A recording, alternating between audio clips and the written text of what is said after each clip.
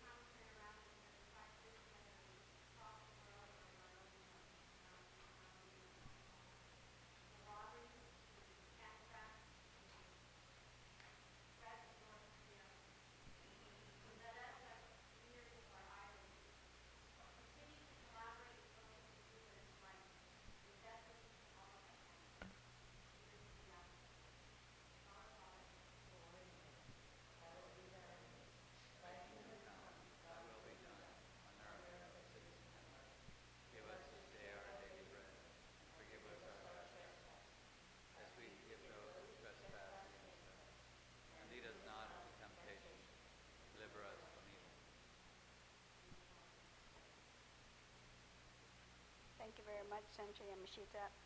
For the recitation of Inifresi, Senator Lim Tiao-Ku, can you lead us? Nasoko, imasaklum gi corazonho, tanimas filho nanasinyahu, o presin maisato para bairro protege, sahu defende, e hinengue, e cultura, e lenguaje, e aire, e hanum danitano chamorro. Iranshaku diretu dinasjulas tata. Estihu pitmak ihulibibia dan banderahu banderan wahan. Thank you, Senator. For the singing of the Guam hymn in Chamorro to be led by Senator Munya Barnes and the national anthem by Senator McCready.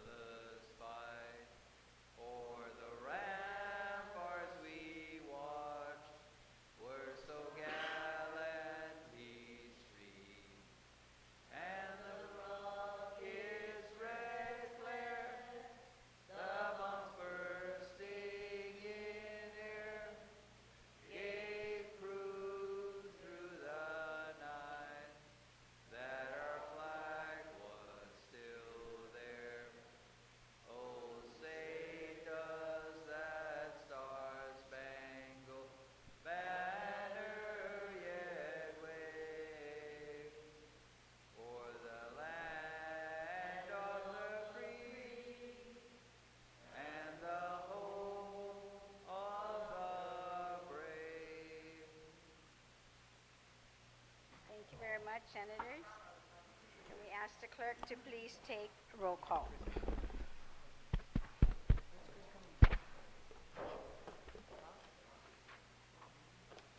Senator Tom Adda.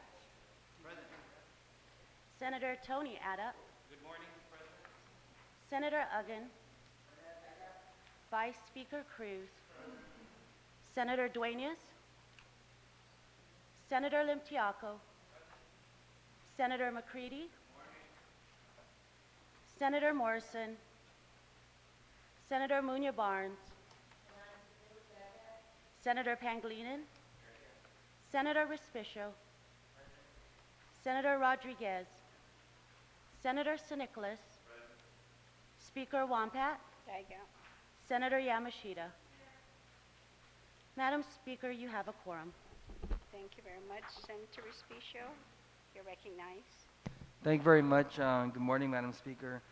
Madam Speaker, I move that we approve the Legislative Journal dated March 25th, 2013 through April 1st, 2013, subject to correction. On that motion, hearing no objection, so ordered. Thank you, Madam Speaker. There are communications and petitions, and I move that they be appended to today's session journal. Any objections? So ordered.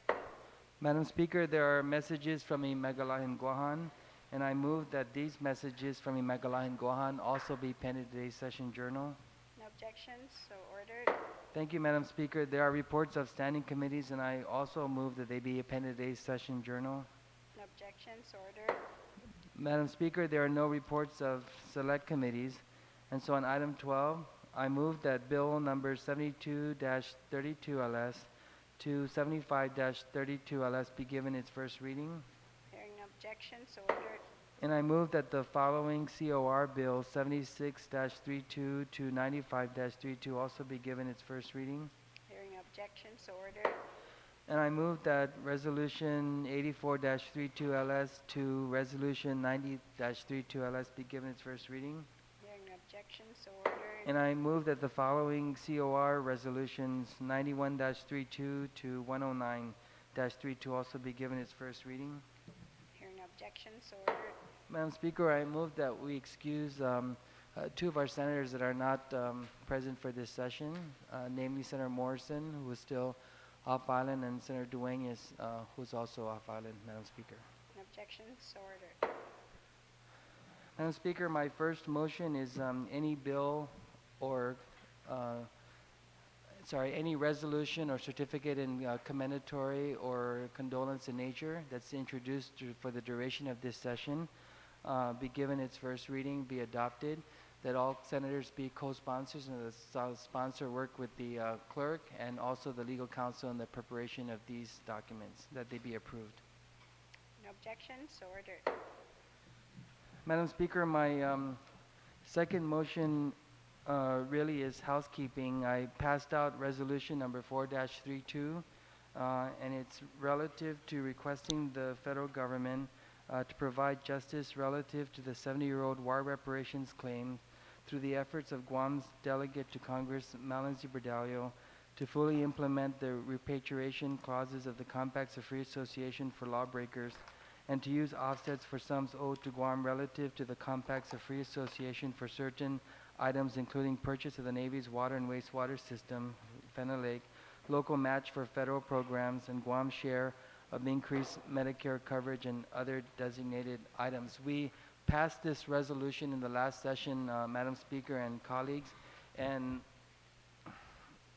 I've been trying to work with the legal counsel to treat this as a technical amendment, but I certainly understand and agree with her that the title that we passed did not adequately reflect the contents of the resolution that we adopted, Madam Speaker, and so that there was some misunderstanding that this legislature wanted to use compact impact offsets to pay for the war reparations. And I wanted to make sure that no time did I ever say that publicly or privately, or was that ever a basis of my meeting with Mr. Stamen at the time. And I wanted to make sure that when our colleagues was voting for this resolution, that I didn't want to misrepresent the issue. And so I'm asking if we can accept this resolution 4-32, the version I'm putting out, so that the legal counsel will then be able to move forward with the clerk in the transmitting of these resolutions. And so I just want to be clear that the title I'm amending, I'm offering a new title because in the resolution we adopted, Madam Speaker, it said, and for the use of compact impact for other purposes. And those other purposes were the offsets for Medicaid and the possible purchase of the Navy's water and wastewater system. And there was also a whereas clause that talked about that as a possibility. And so in our efforts to pass this resolution, I was not very clear with the title I was offering, and so I respectfully request that that this resolution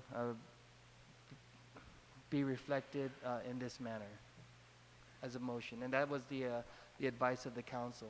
Resolution is like a letter from the body, so I'm asking that we go back and edit the letter so that the letter can be really reflective of what the intentions were at the time.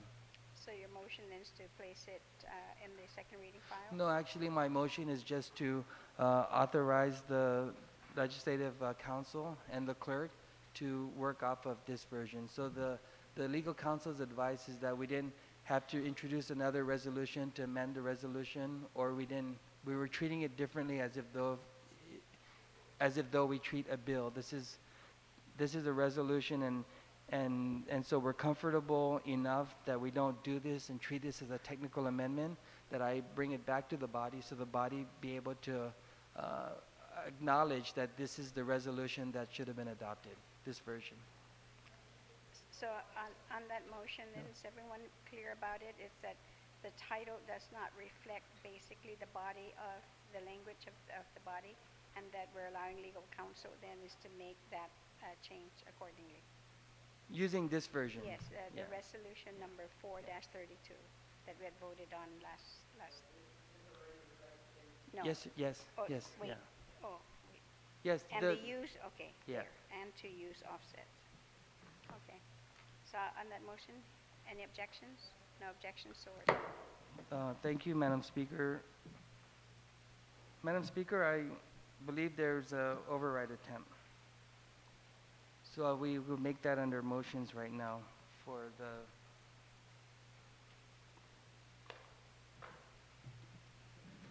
Okay, so, which is vetoed bill number 9-32. yes. And so I recognize then the author of vetoed bill number 9-32. Speaker Pangilinan, you're recognized.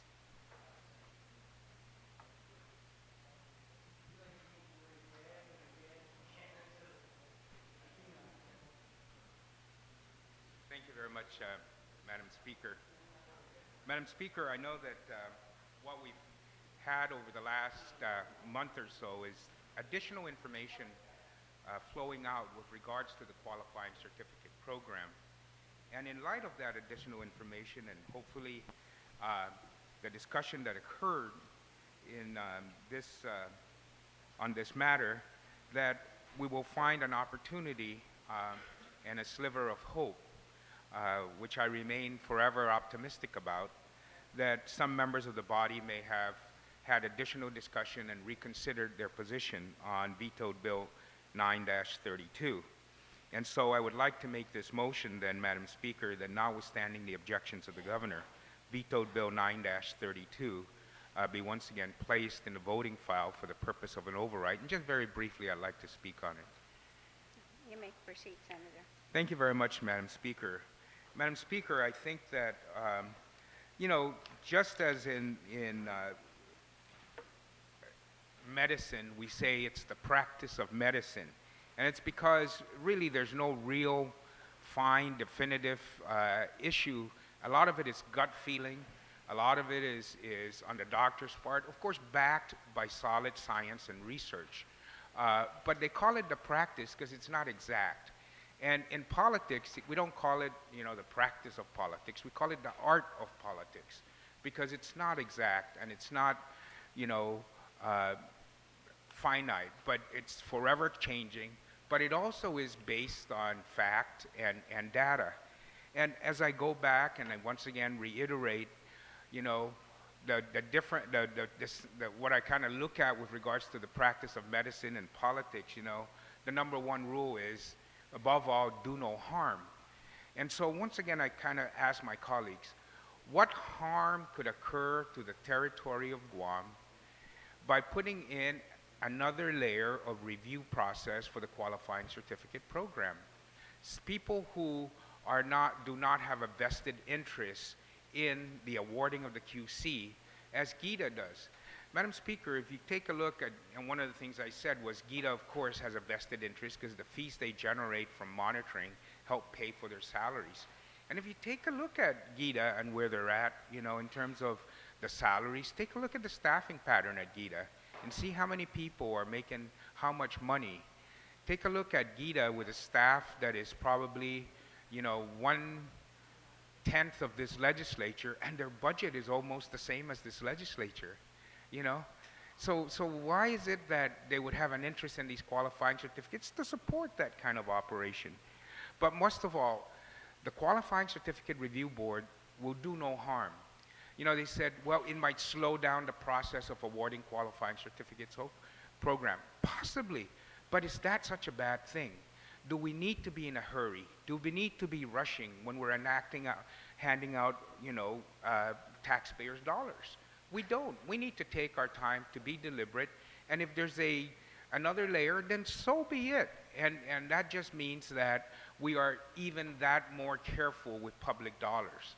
The second component, of course, is the transparency requirement. Just ask yourself once again, do I know what happened with a lot of these qualifying certificates that we're all concerned about? Was I informed? Was the general public informed? Was the business community informed?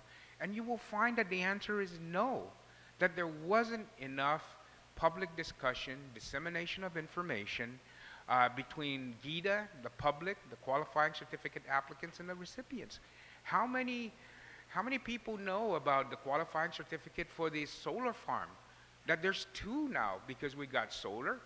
But how many people know that, for example, are these solar farm recipients or those that have a contract with GPA, are they getting already a QC or a tax credit from the Federal Investment Act on investments in solar energy and alternative energy? Are they getting a 30% rebate from the federal government for their investment? And then we're going to come right back with a QC certificate and give them another 20, 30% on top of that? Do we know those facts? We don't. Why? Because the review process is not as thorough as it should be. And I think these are the things that will come about. John Camacho, when he sits on this additional qualifying certificate review board, as the tax man, will say when the guy coming in for a solar QC will say, well, wait a minute, you're already getting a federal tax rebate on this. Why do we need to give you another one? Didn't you factor that in your investment on Guam? But we don't know those things. We don't see those things. We don't see those questions being asked. We don't see that kind of scrutiny because there's no tax expert on the GITA board now that reviews that. But if this board was constituted, John Camacho would be sitting there. John Rios, you know, or the BBMR director would be sitting there. The economist would be sitting there. And so this is what I am trying to prevail on my colleagues. Consider these things. Will it harm the territory? No. I fully believe that any time, additional time we take, additional expertise we inject into the qualifying review certificate process is going to be beneficial to the people of Guam. When they're being renewed, we have qualifying certificates that are automatically renewed, whether or not, as long as they file their reports, you know. They don't even say, all right, you know, we've given you a QC for 10 years or 20 years, you know, now we're going to renew it. We're going to ratchet down. You're not going to get 50%. You're not going to get 25%. You're going to get 10%. Or you've recouped your investment by just the tax rebate and abatement we've given you. You invested $20 million or $10 million to open your business, run it for the last 20 years, and your tax rebates have amounted to $40 million. So we don't need to extend it anymore. You've made your investment back, you made your profit all these years, but they get automatic renewal. That's what we have to the level of dissection and level of public scrutiny that these qualifying certificate programs have. And it's just not enough. It's not enough when it comes to the public dollars, and I'm hoping my colleagues will add this additional consideration in this, in this, again, attempt to reconsider and hopefully place this additional review process within the review process for the benefit of the general public and for the benefit of transparency and openness in our government that we all want and desire, and that this piece of legislation will require and deliver within the qualifying certificate program. Thank you very much, and Sidus Masi, Madam Speaker. You're welcome. So, on the motion, notwithstanding the objections of the governor to place vetoed Bill 9-32 in the voting file, Senator Respicio and then Senator Akan. Thank you very much, Madam Speaker. Madam Speaker, I rise in support of this second override attempt. I want to acknowledge the sponsor of this bill for not only being persistent, but also being very patient in wanting to provide processes that speak to greater transparency and accountability. You know, Madam Speaker, when this bill first passed, it passed along party lines. And so when it was received when the governor returned it with his objections by vetoing the bill, you know, I was pretty concerned because I thought that we had an administration who prides itself on transparency and accountability. We see it day after day, week after week, month after month. We see all the press releases. We see how the administration has been very forthcoming in the kind of information they want to provide to the public, and we see that. So when I see a bill that's introduced that mirrors that kind of philosophy and that kind of thinking, those kinds of motivations to want to keep the public informed, I get very excited that this is something that the legislature and the administration can agree with. Then when the bill passed along party lines, it was even more heartwarming to know that this is really a bipartisan effort on the part of the legislature to present something to the governor which I thought which he would find acceptable. Madam Speaker, when the bill was vetoed and there was an override attempt, the override attempt was made along party lines, which causes me some concern. We lost some votes from the time it passed to the time we needed those votes again. And so I'm asking my colleagues to reach deep within their thinking, deep within their philosophy, and deep within their ability to reason that this bill does not prevent the Guam Economic Development Authority or take away its authority in any way whatsoever to ultimately determine whether or not these businesses should get a qualifying certificate. Madam Speaker, we know that the whole QC program was designed to attract new investors to Guam. We know that when these major businesses get a QC, sometimes when those business owners change hands, they offer a renewal of the QC almost automatically. We know this, and only a few of us question this. Only a few of us question how much will these tax abatements cost the government of Guam if the Guam Economic Development Authority continues to provide for these kinds of incentives to attract businesses to come to Guam. You know, most recently, Madam Speaker, the whole Guam Medical Regional Cities application for a QC is under review, and it's under public review only because of the concern that the new hospital, while I stand and support it wholeheartedly, we also recognize that the upside or the downside to that upside is that they're going to take revenue away from the Guam Memorial Hospital. We know, Madam Speaker, that those who have insurance are going to go to another facility, and then the ones who don't have insurance or who are self-pay or who are indigent will have to go to the Guam Memorial Hospital. And so if we're not careful, Madam Speaker, the Guam Memorial Hospital will be our region's only hospital. And it'll be our region's only hospital to provide for those who migrate to Guam, who need those kinds of healthcare services, who avail themselves to those kinds of public programs that we have, which is fine.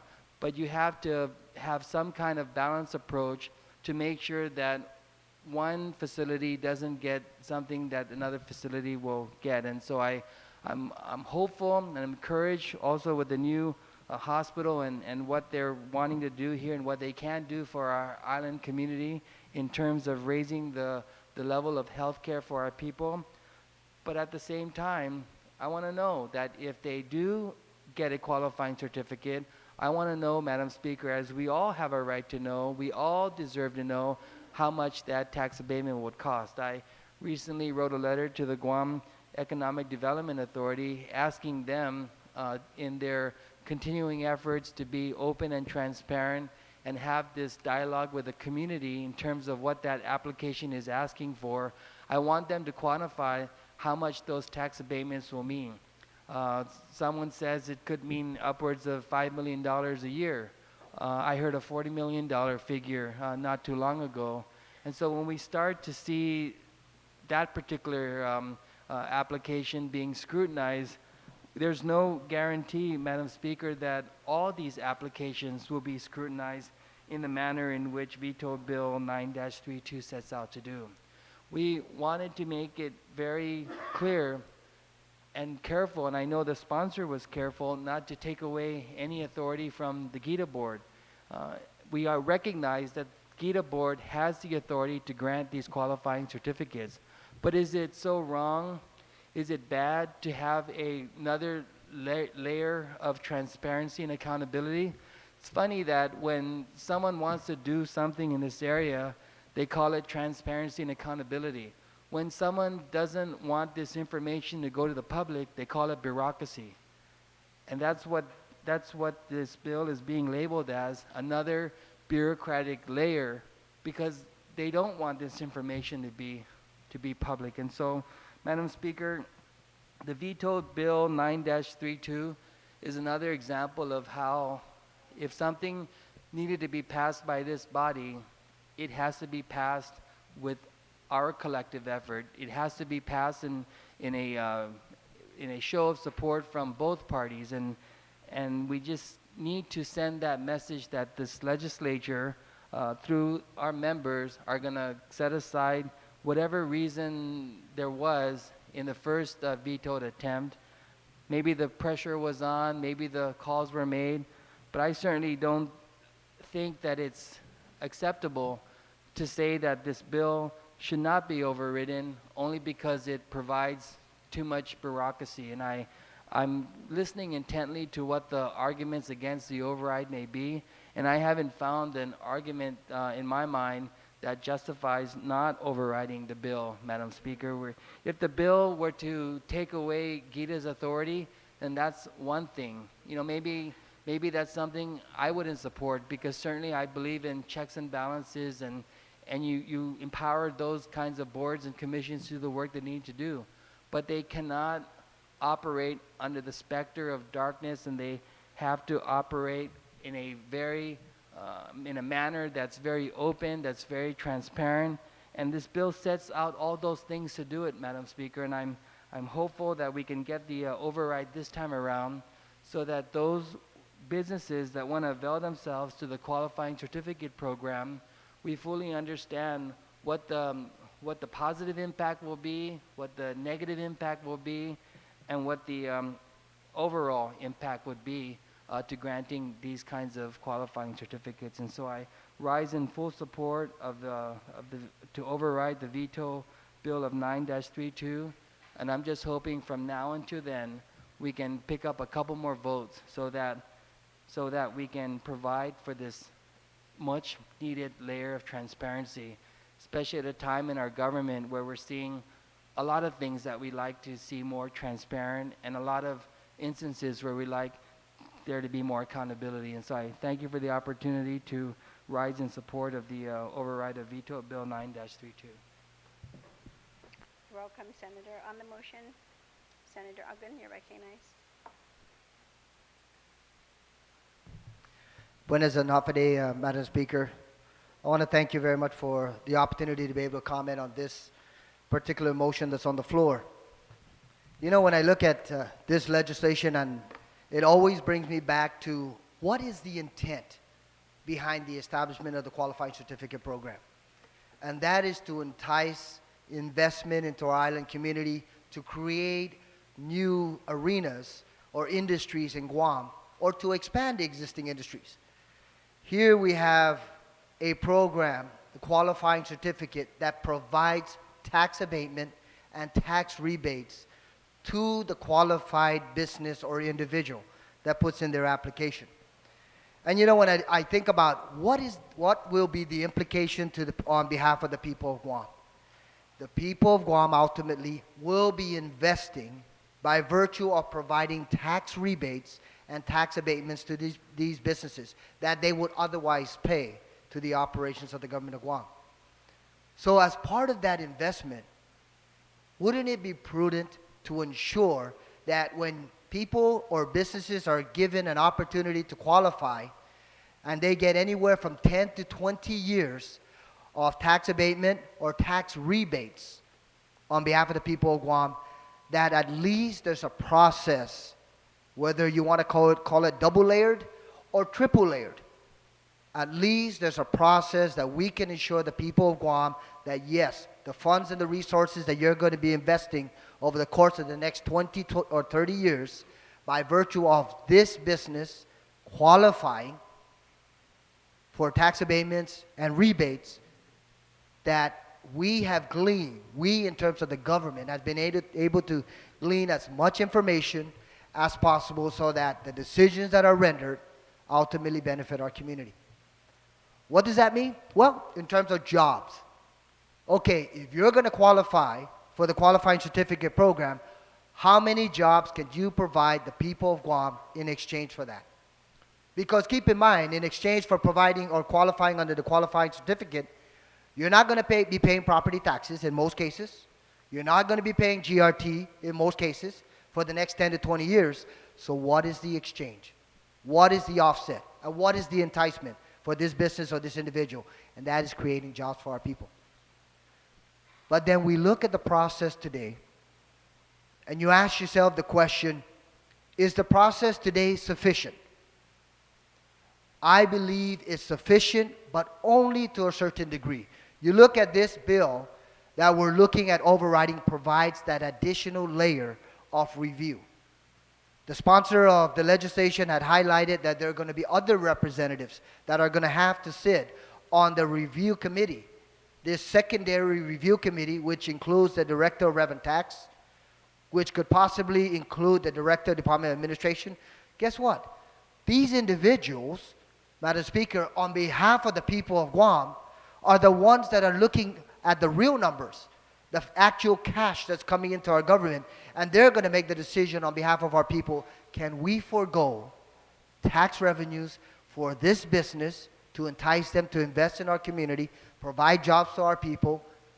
Are we able to forego these tax revenues so that, in fact, they can benefit from the qualifying certificate program? And that's really the question, the underlying question, Madam Speaker, is do we see the existing process as being an impediment? I don't think so. It's worked for many years. Do we see the proposed process improving the overall review on behalf of the people of Guam? And the answer, from my perspective is absolutely yes. You have a first layer review, then it goes over the existing law. First layer review, it goes over to the GITA board, they make that decision. In this case, this proposal is to create a secondary layer review, but guess what? There are mechanisms in there that require that any information that is gathered as a result of this application has to be transparent, has to be available to the community so that the people of Guam can rightfully look at exactly what this business is all about. Perhaps some of the shareholders, the owners of that particular business or that individual, and what he or she is venturing into, and why the people of Guam should invest in this type of business or in this type of industry in exchange for relieving them or the business of paying taxes for the foreseeable 10, 15, 20, 30 years. And from that perspective, Madam Speaker, it only makes sense from my angle that creating a second tier or a second layer of review should never be an issue if in fact it's going to ultimately benefit the people of Guam. So it would go based on the proposal, Madam Speaker.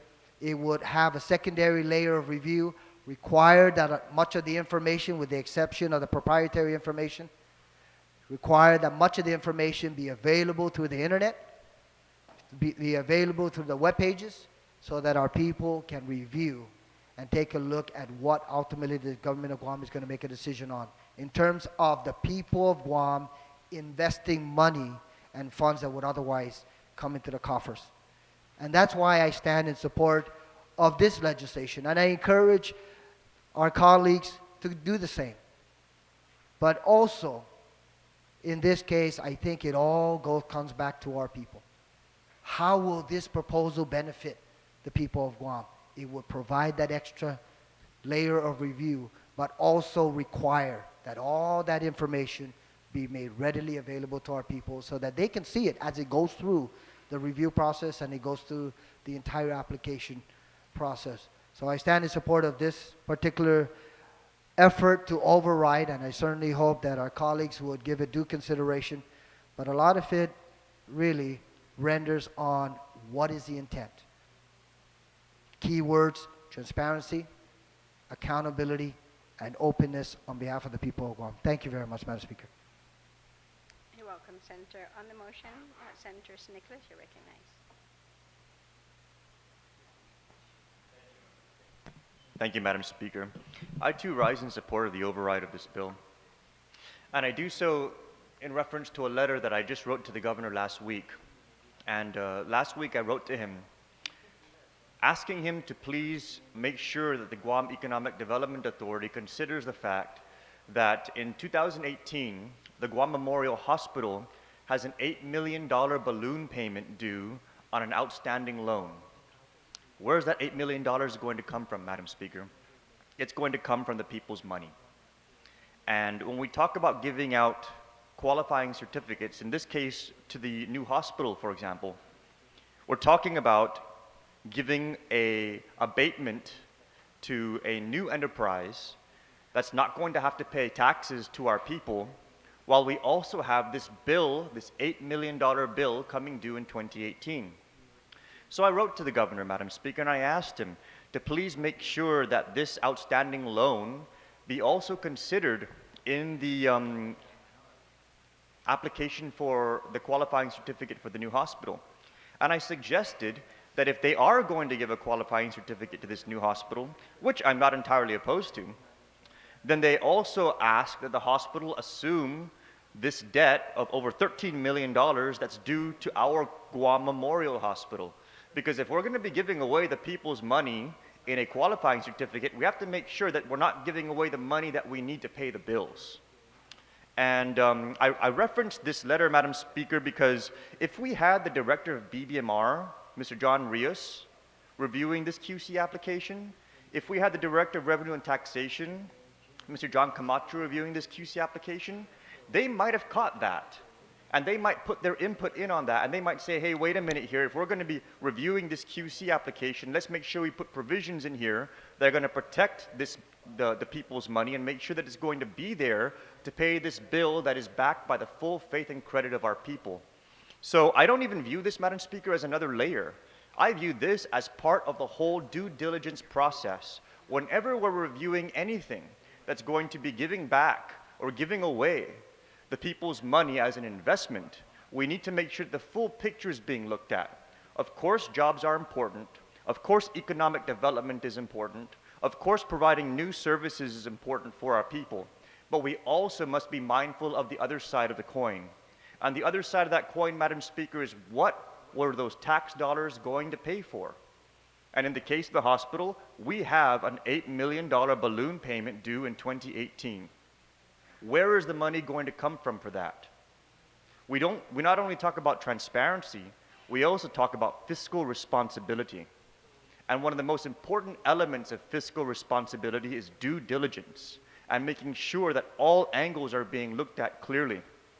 So when it comes to qualifying certificates, we need to look at it not only from the perspective of how this is going to develop this economy potentially, but how it's going to affect the people's government, the services that are delivered to our people, and the bills that our people are going to have to pay, particularly with these loan guarantees, these bonds, and all of this borrowing that that very same Guam Economic Development Authority has been doing. So I ask that our colleagues rise in support of this override, not because it adds another layer, because I honestly don't believe that it does. I believe that it completes the process of due diligence in making sure that when we're issuing qualifying certificates, we're looking at the full scope of how it's going to impact our people. Thank you, Madam Speaker. You're welcome, Senator. On the motion, are there any other speakers? Speaker Pangilinan, would you like to close? So on the motion, then, notwithstanding the objections of the governor to place veto bill 9-32 in the voting file, it's ordered. Senator Respicio, you're recognized.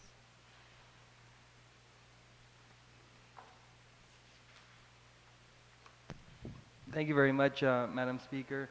Madam Speaker, under legislative concurrence, item 14, I move from the Committee on General Governmental Operations and Cultural Affairs on the nomination of Concepcion Dueñas, Mayor Concepcion Dueñas, to serve as a member of the Guam Parole Board for a term of 4 years as defined by the Organic Act of Guam and the local laws applicable to the following positions, beginning on March 29, 2013, with Vice Speaker Cruz's committee's recommendation to confirm. I move that this be placed in the voting file.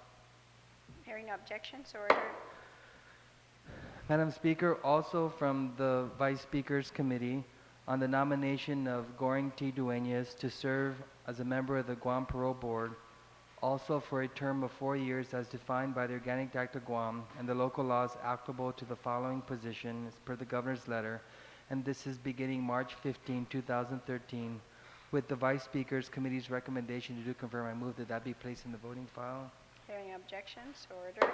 And also from the Vice Speaker's same committee on the nomination of John A. Smith to serve as a member of the Civil Service Commission for a term of 6 years as defined by the Organic Act of Guam and the local laws applicable to the following position, beginning on March 15, 2013, with the Vice Speaker's Committee's recommendation to confirm. I move that that be placed in the voting file.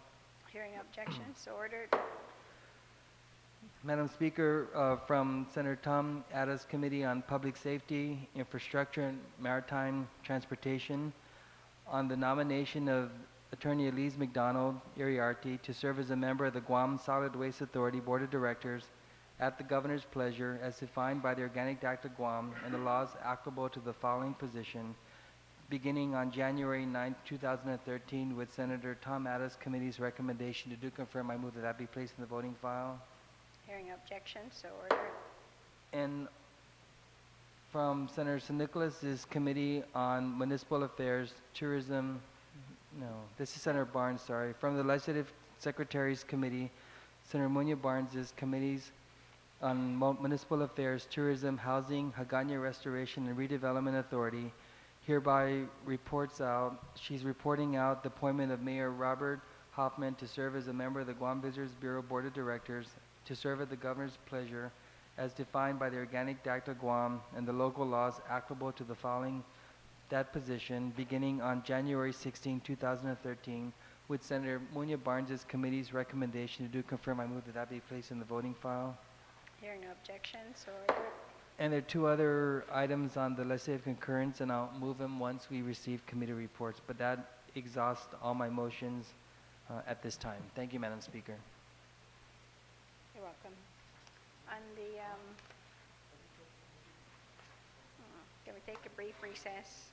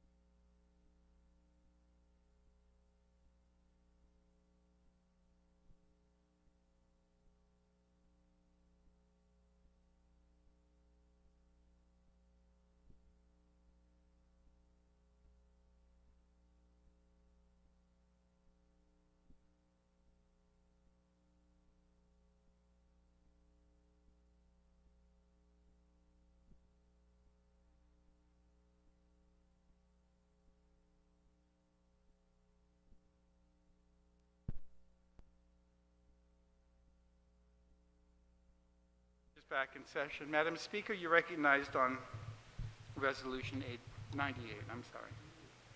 Thank you very much, Mr. Speaker. Mr. Speaker, I'd like to make a motion to place Resolution 98-32 as amended by the author. Clerk has just informed us that the resolution is not on the floor. I'll take a recess. Okay, so, right.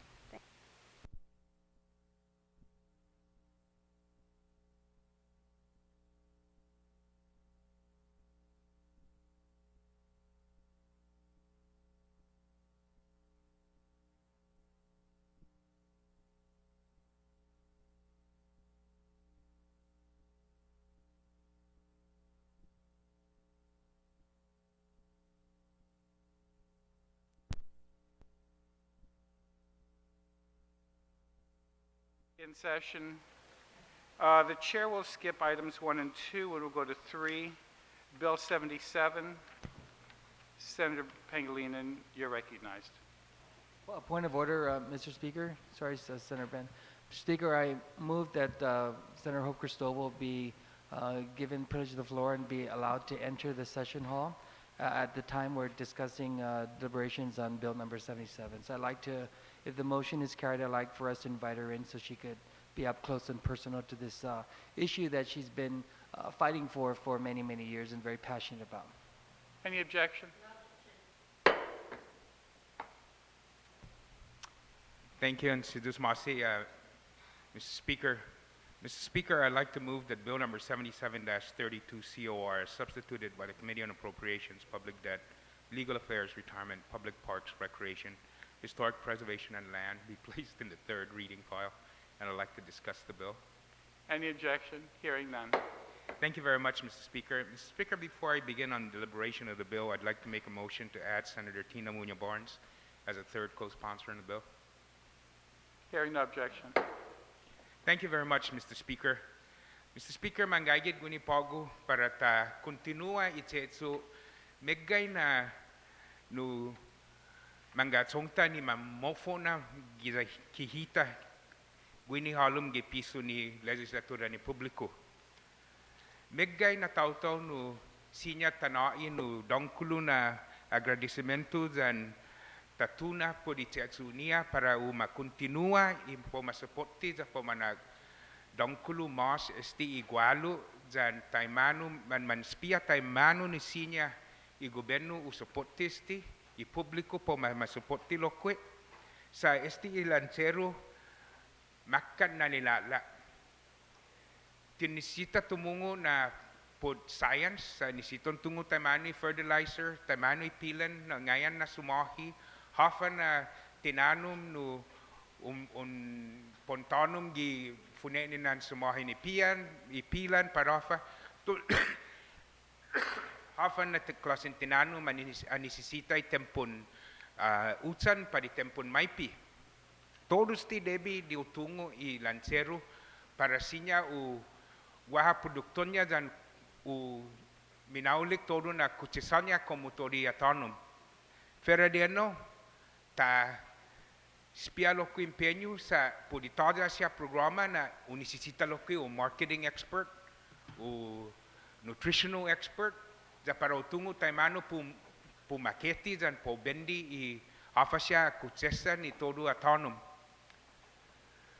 eno todo megel mispia taimano para sinya gobernota dan itanota pro masuporti no para tana siguro na sinya hit ang ginhafa na irida dan dongkulo na iridaw matu gini gitanota sinya hit no taspiata fanhano hujung da guaha sempre sinya sumupota para ikinano na ta antes de ofatu i segundo na batko naswa ijin tempo ni no manoknyo ki Guam Bear giza Hapra Harbor za fanan la kwa kwanto si mana taza pugas da durain mamboka pon sa taza pugas lo tipon zata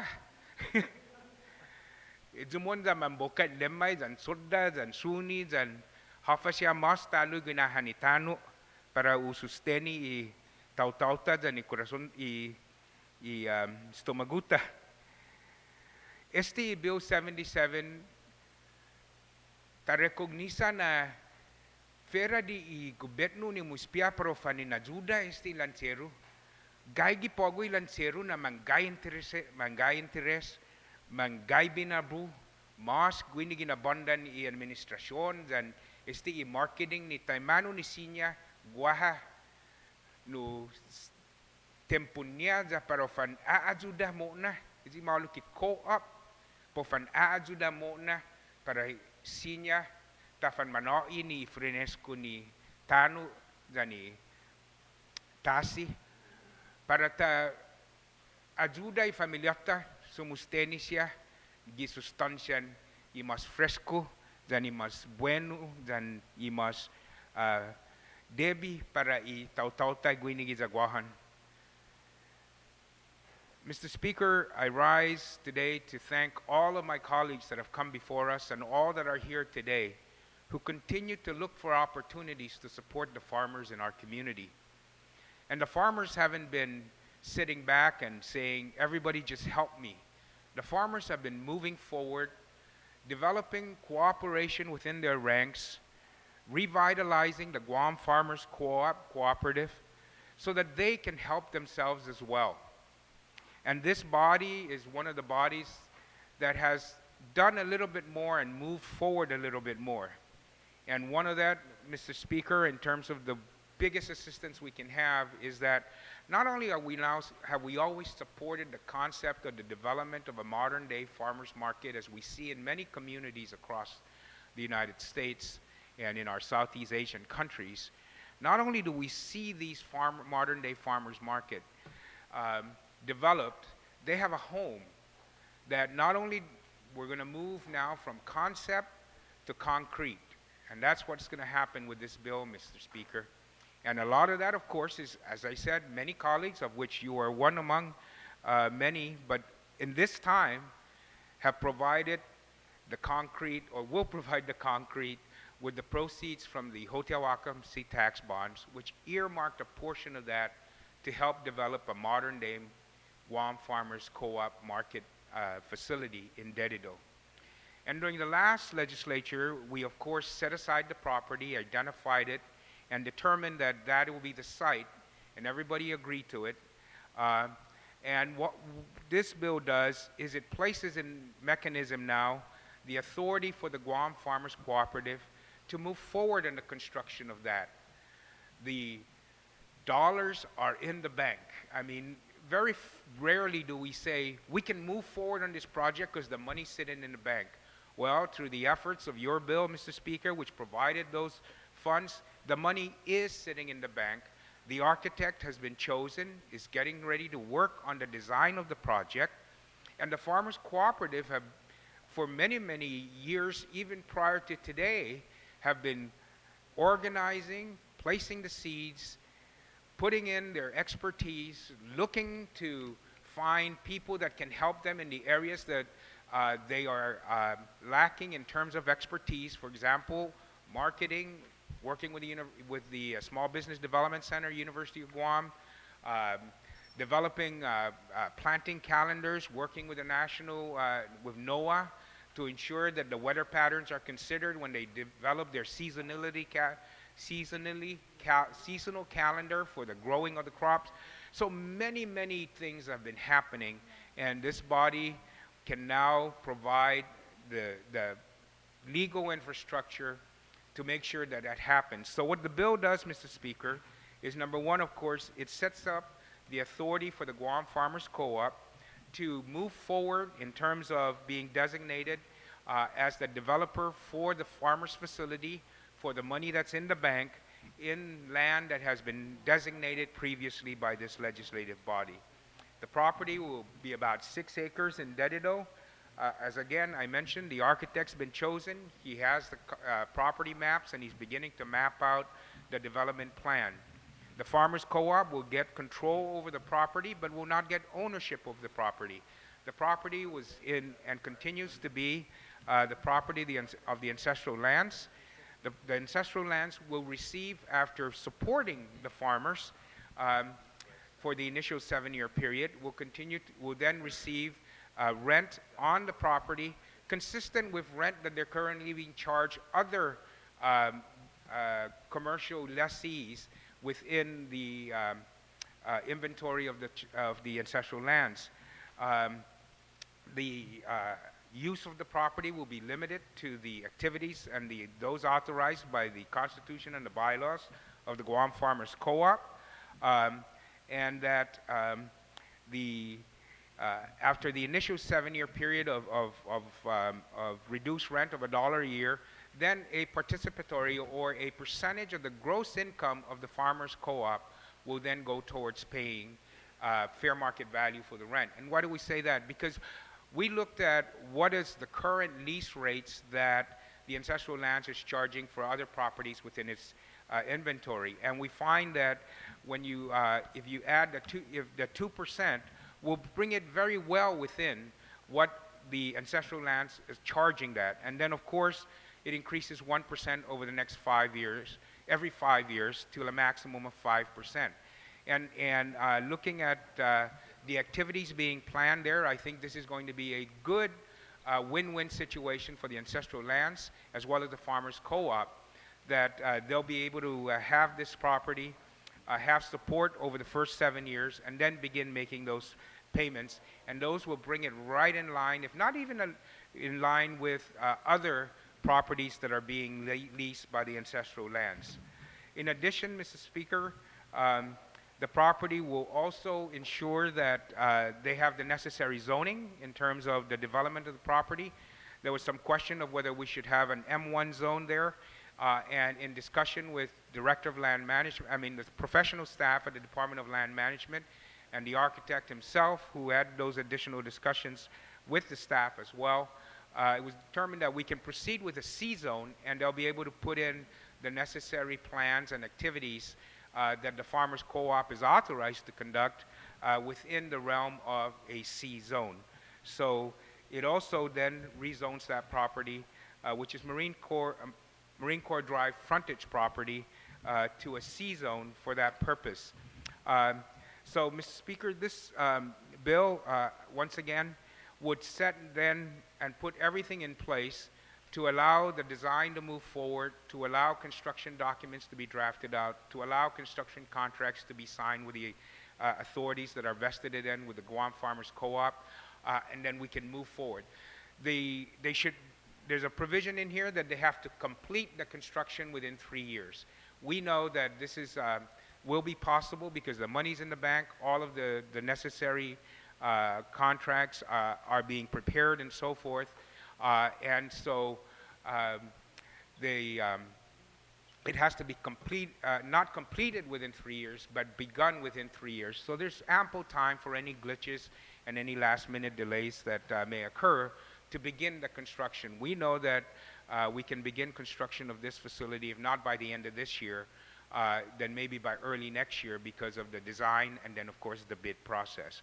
So I ask my colleagues, Mr. Speaker, once again, to ensure that we move forward, that they graciously support this on behalf of all of the farmers that have come before us and all of the farmers that we have today, who now have the desired expertise, the necessary support structure in place, and most importantly, the necessary resources to support their efforts and in their endeavor to provide food for our tables and fresh and nutritional food from the garden and the farm to the table. And I think that with this kind of support, we will ensure that we'll have the success that everyone desires, and the success where everyone will benefit from it. So, dankulan na sidus masi para hamjus todos, and antes talo di uhutsum, malaza beo gago lokwi za kosinya tana mina 4 hogwi ni na legislation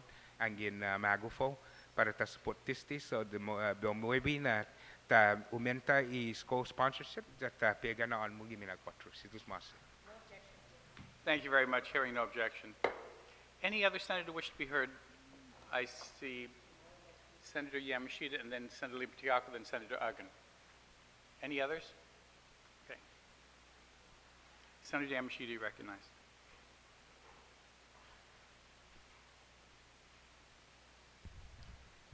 Thank you very much, Mr. Speaker, for allowing me to share some thoughts relative to Bill number 77-32.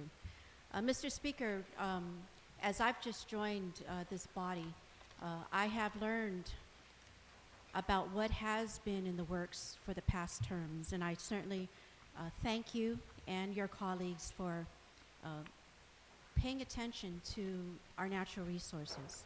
And in the last 2 years, I've been working closely with Mr. McDonald, with Angie, with Senator Hope Cristobal, and a variety of people who really are committed to developing agriculture as a pillar of economic development on our island. And I thank this legislature, the previous legislatures and the current, for understanding how the infrastructure, all of the issues that go towards addressing resources for our farmers needs to be carefully and smartly addressed. And here today we are with Bill 77-32, which I agree will provide a place where our hard-working farmers can show what they produce, where the families can go and buy the food, where our tourists can go and visit, and there will be a real sense of pride, and it'll further grow this area. You know, Mr. Speaker, right now we are bracing ourselves. We know that our different markets, our different tourist markets have started canceling because of all the unfortunate incidents that have happened. In talking with GVB, there is concern that those travelers who can cancel have been canceling. And so we expect that there's going to be a bit of a dip. We've gone from our unfortunate Chad incident to the anthrax to our shark biting incident. And so that all scares our tourism. And I have gone on record many times saying that while tourism certainly is a golden nugget for our island, Guam is a great place to come and visit and to get away from it all and to be with real people. We also know that tourism is subject to unfortunate incidents like what we're going through now. And I think it's only wise that we further develop an industry where we can become more dependent on economic development, such as our natural resources. We have the land, we have the air, we have the water, and we have many, many dedicated, hardworking farmers.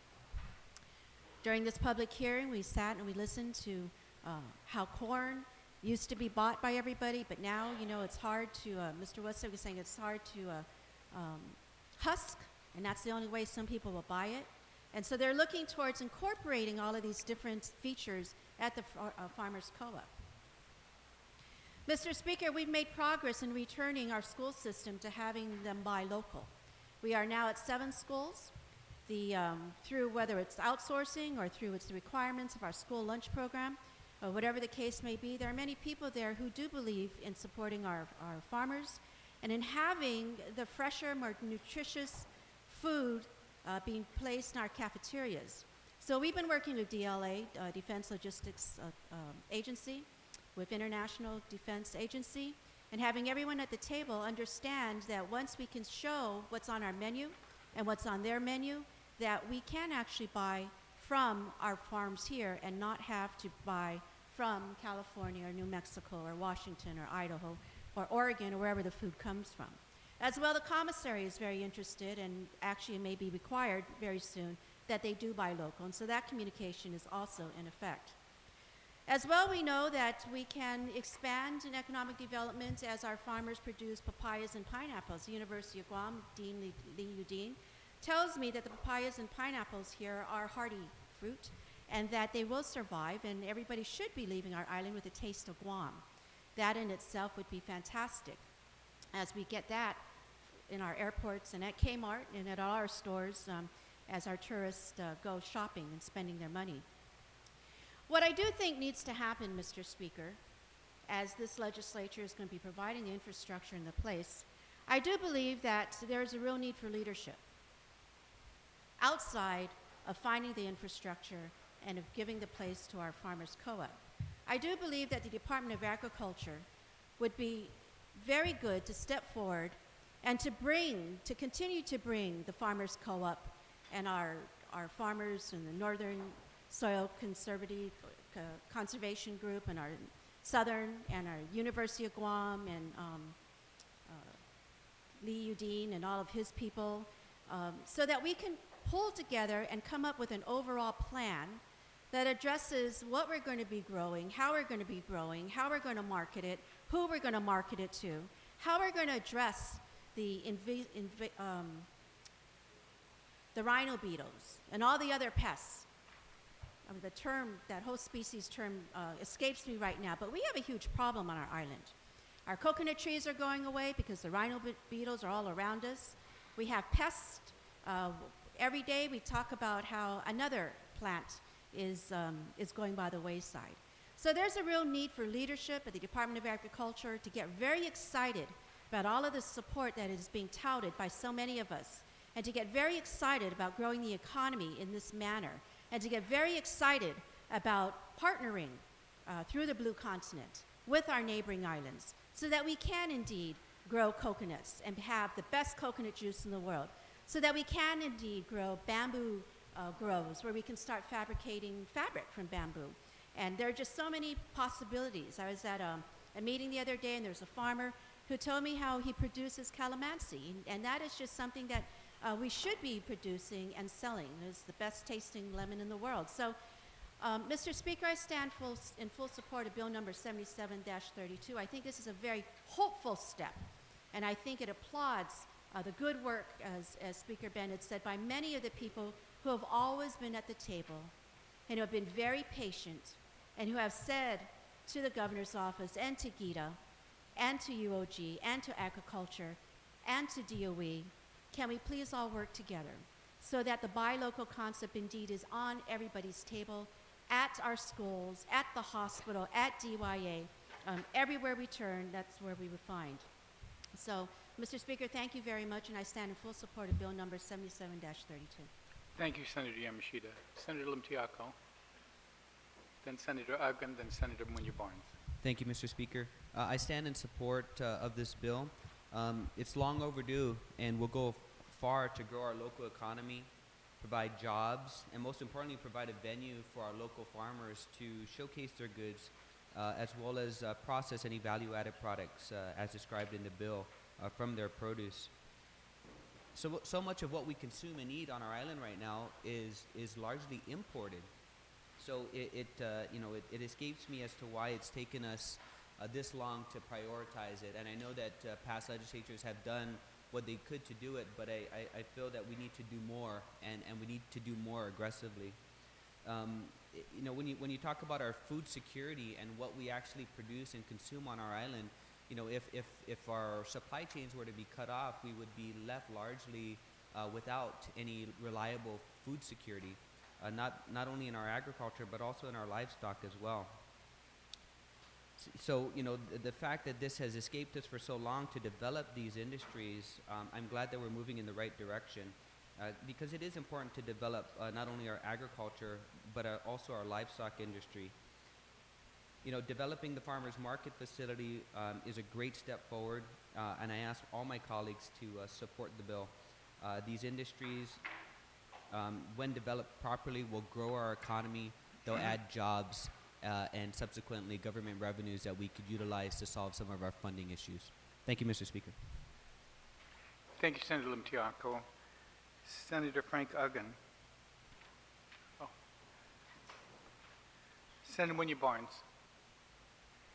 Then Senator Senator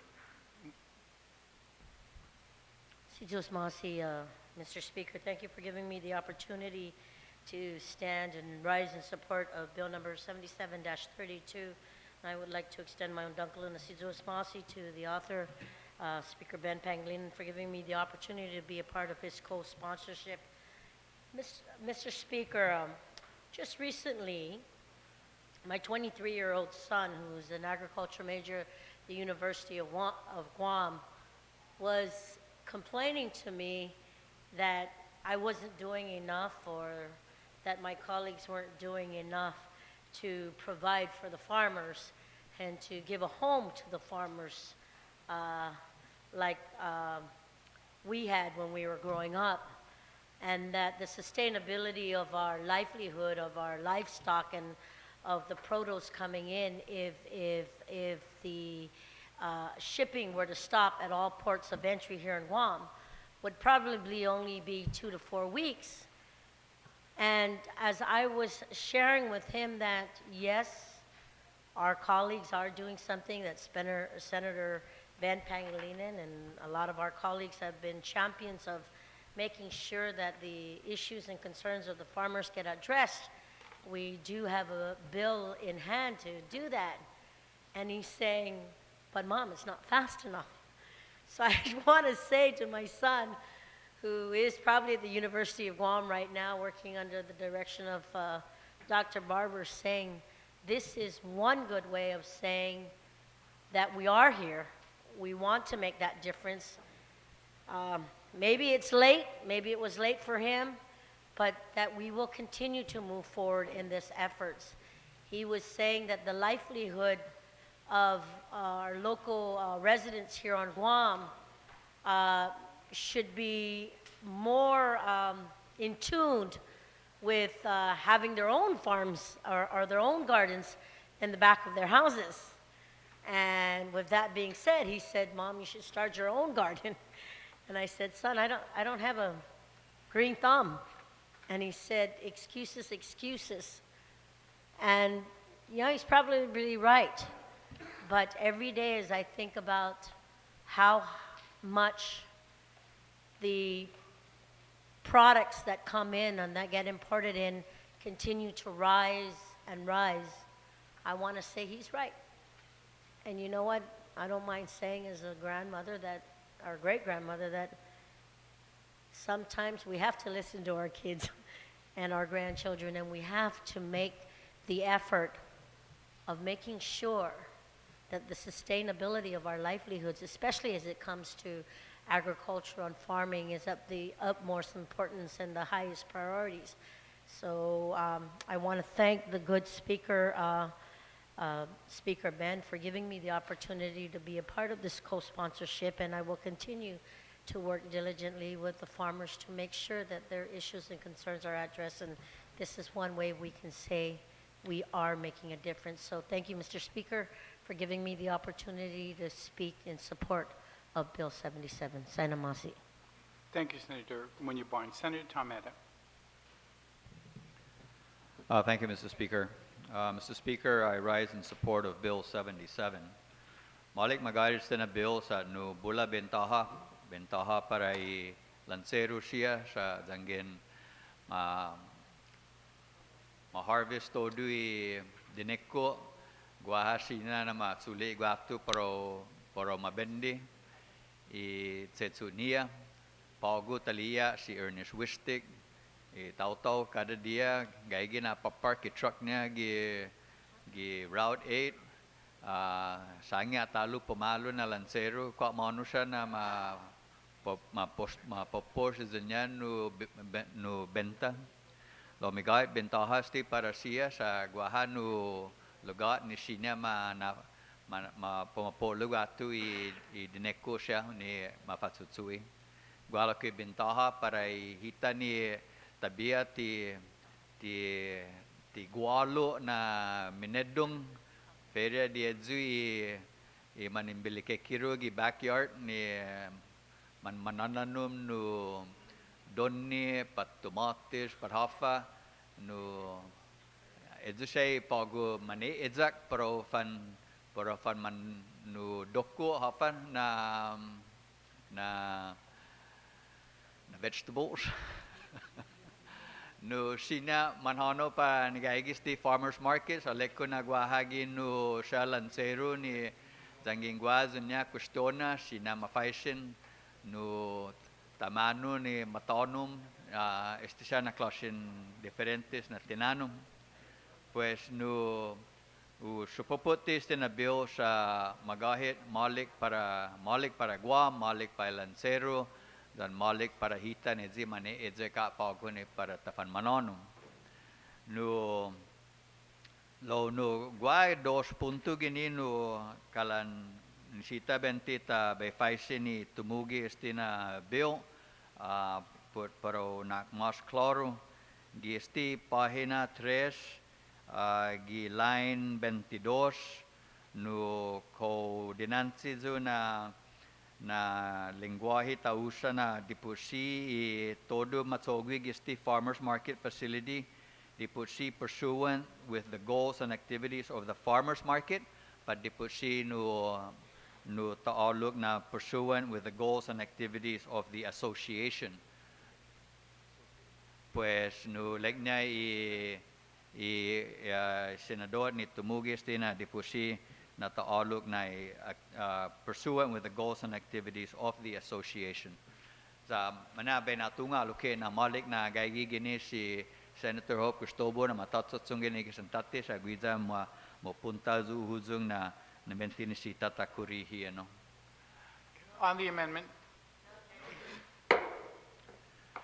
Pues si segundo na kala na concession zo este gini page 4 gi este na line gini like na the association shall grant the mayor of Dedido access to and use of the premises for the activities authorized in title so and so so. Kumekilig na zo na association, there's no two ways about it. You shall sit down and grant access for use of a portion of that property para a flea market. Sa usupoti flea market na aktibidad, lo idoko concern gini, the primary objective is still na bill para tanasiguro na tanasina umahatsa a farmer's market. Ni para sinya ilansero siya ho fan matugatu ni zonyan hapa siya na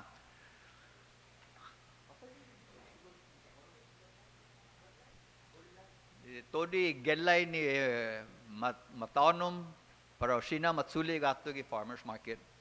Lo para ni tabiati mahat sa farmers market esta teniki guaha gini na no kalan kompetensyas na you shall para na guaha na sinagi flea market then una guaha lokigi para a farmers market lo ani guaha public hearing o faishin ni kwestona loko na hong geno kampo para tana omla todo a farmers market para tana halum loki i flea market i request na ni manayo tati kalan magay ti manggof siguro pues daho na taatan na tulaikas ti na palabra i shall sa taalok may.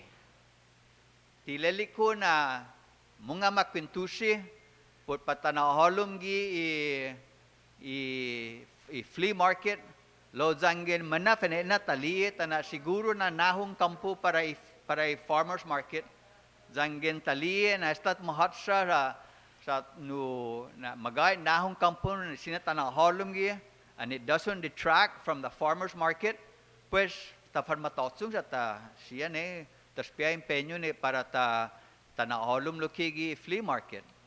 Lo zahu na be make the amendment na on line 1 we amend the language such that we change the word shall to may, which means that the association can sit down with them, but I think that it should be at the association's call when it has then determined and concluded that there is enough space on that property to meet their objectives. Because that's what this bill is all about, is to erect a farmer's market.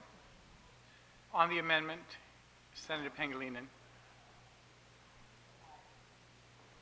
Thank you, and Sidusmasi, Mr. Speaker. Mr. Speaker, I don't really object to the amendment, but I maybe just kind of give a history back to why the legislation was written this way. When we were looking, and the Farmers Association was trying to find a place for the facility, and we started working with them a few years ago, one of the goals and objectives in the discussion that the Farmers Association had was with the mayors, and it was through some mutual cooperation. For example, when the Guam Fire Department and the Guam Police Department developed a new facility up in Dedido and vacated the existing or the old GPD facility, the mayor of Dedido stepped in and said, look, I've got this facility. I know you guys are looking for a home. It may be temporary. You're looking for a place to be able to showcase your products and your harvest and so forth. And the mayor provided them with that space in cooperation with the farmers. So there's a very synergistic cooperative agreement and process between the mayor of Dedido and the farmers cooperative.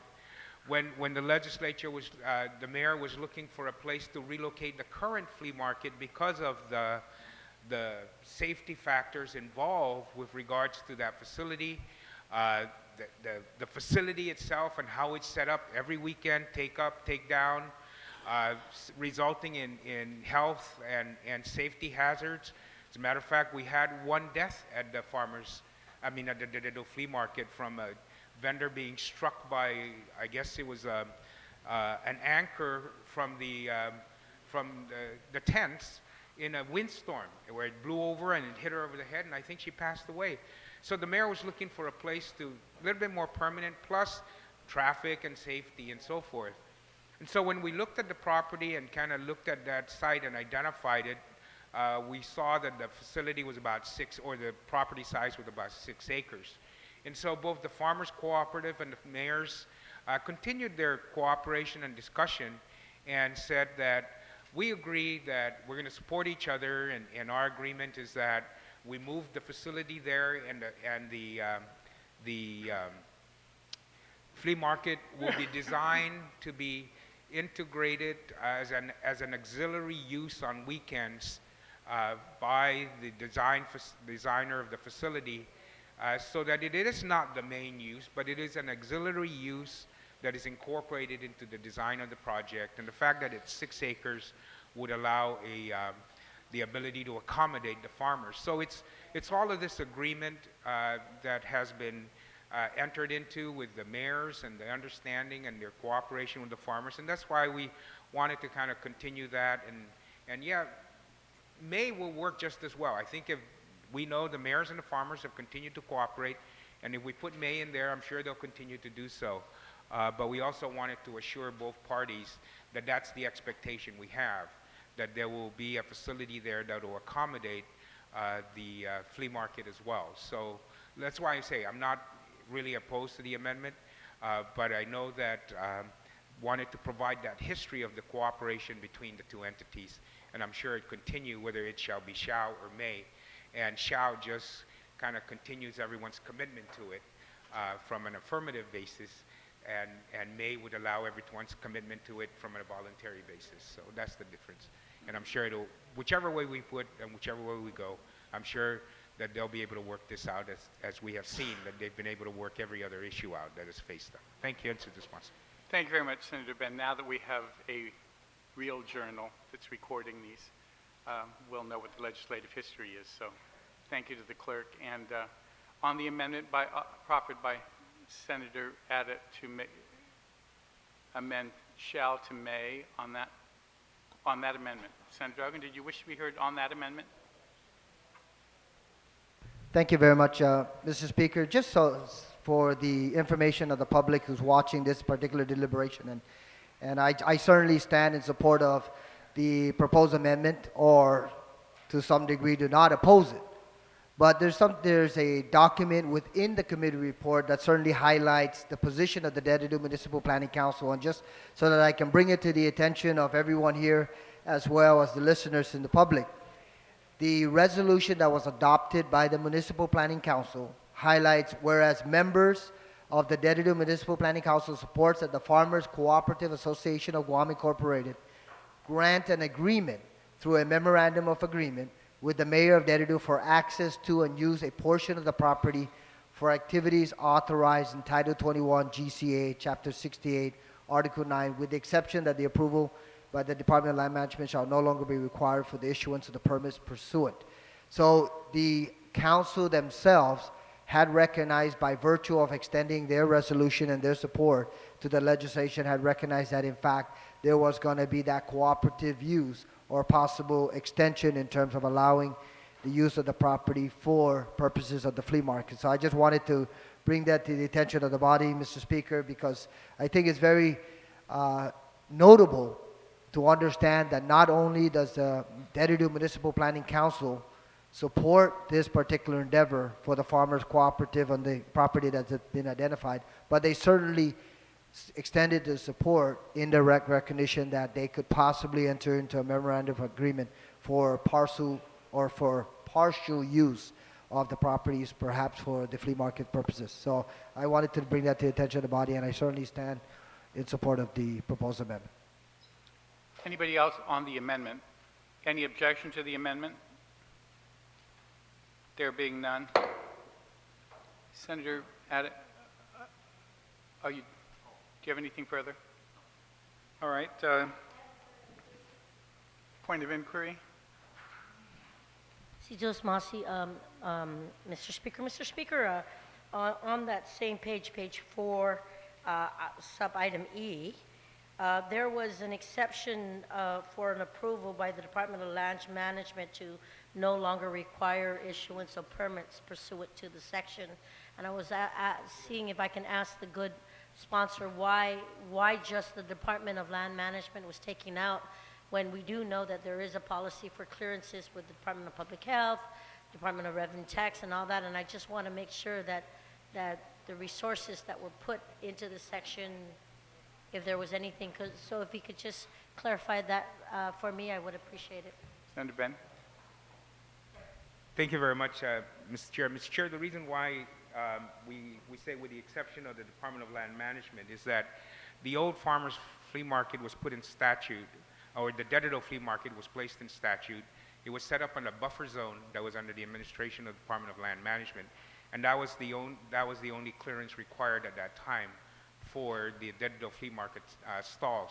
And so what this does is because we now have a facility, that then the regular permitting process for those facilities would kick in place rather than having to go to land management to clear it under the enabling statute of the buffer zone legislation. Is that satisfactory? Thank you. So I now have Senator McCready, then Senator Nicholas, Senator Uggan, and then Speaker Wampat.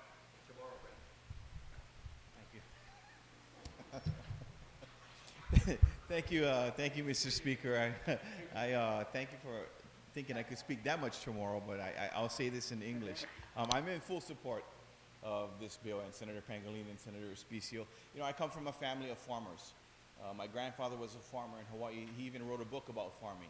I think he started with 3 or 4 cows. He ended up with 2,600 cows. So I know the importance of farming, not just to improve the quality of our people's life, but to live for the actual farmer. This bill allows the farmers to farm what they do best and then turn around and have an outlet to sell their harvested products. You know, they don't have to go to hotels, door to door, shopping centers, or mom and pop stores. They can then just sell their products and farm, and I think that's very important.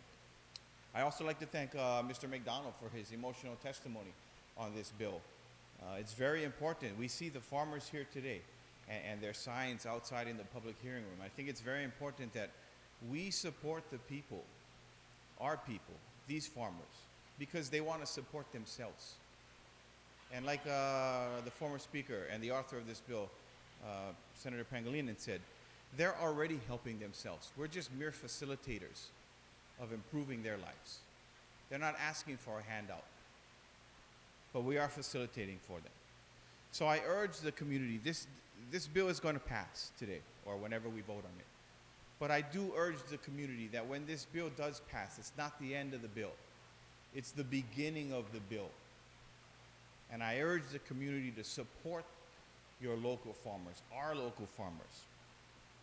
I urge the governor and the government to support them.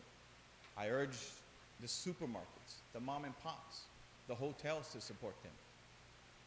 We import almost 600,000 pounds of produce every single week. I think we should delink from that and start buying from our own people. And at the end of the day, the most important thing about this type of legislation and our farmers is it allows the people of this island, our community, to live a healthier and better quality of life when childhood obesity is no longer a social problem. It's becoming an epidemic.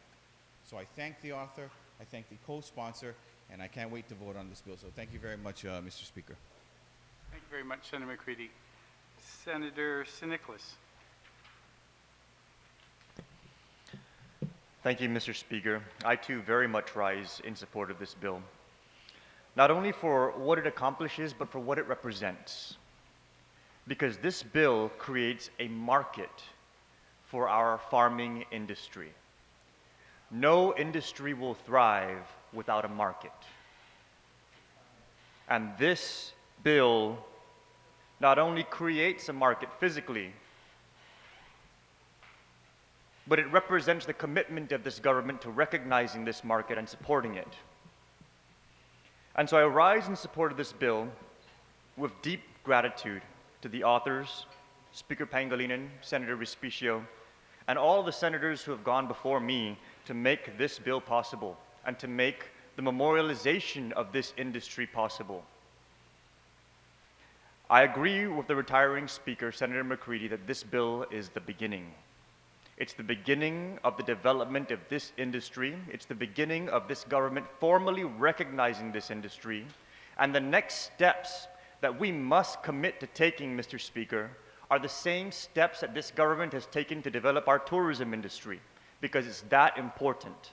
And those steps are the steps that are being asked from us by this association. We must take the next steps to reduce water rates to our farmers.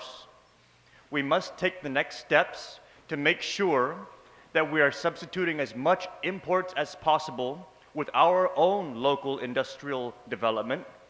We must take the next steps to make sure that everybody recognizes farming as not just a pastime or practice, but as a bona fide industry of this island.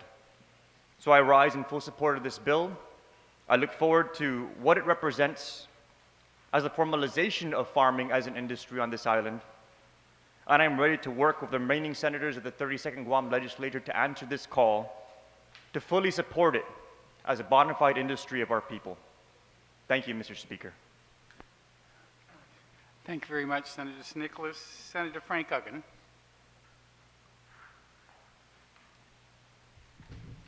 Jesus Masi, Mr. Speaker. Kalanesta masangan todo po sina piniponi. But Mr. Speaker, I certainly stand in full support of the proposed legislation. And I too would like to commend the sponsors for initiating it. And we know that this has been really a long and arduous process over the course of the last many years. The identification of the property was identified a few years ago through legislation.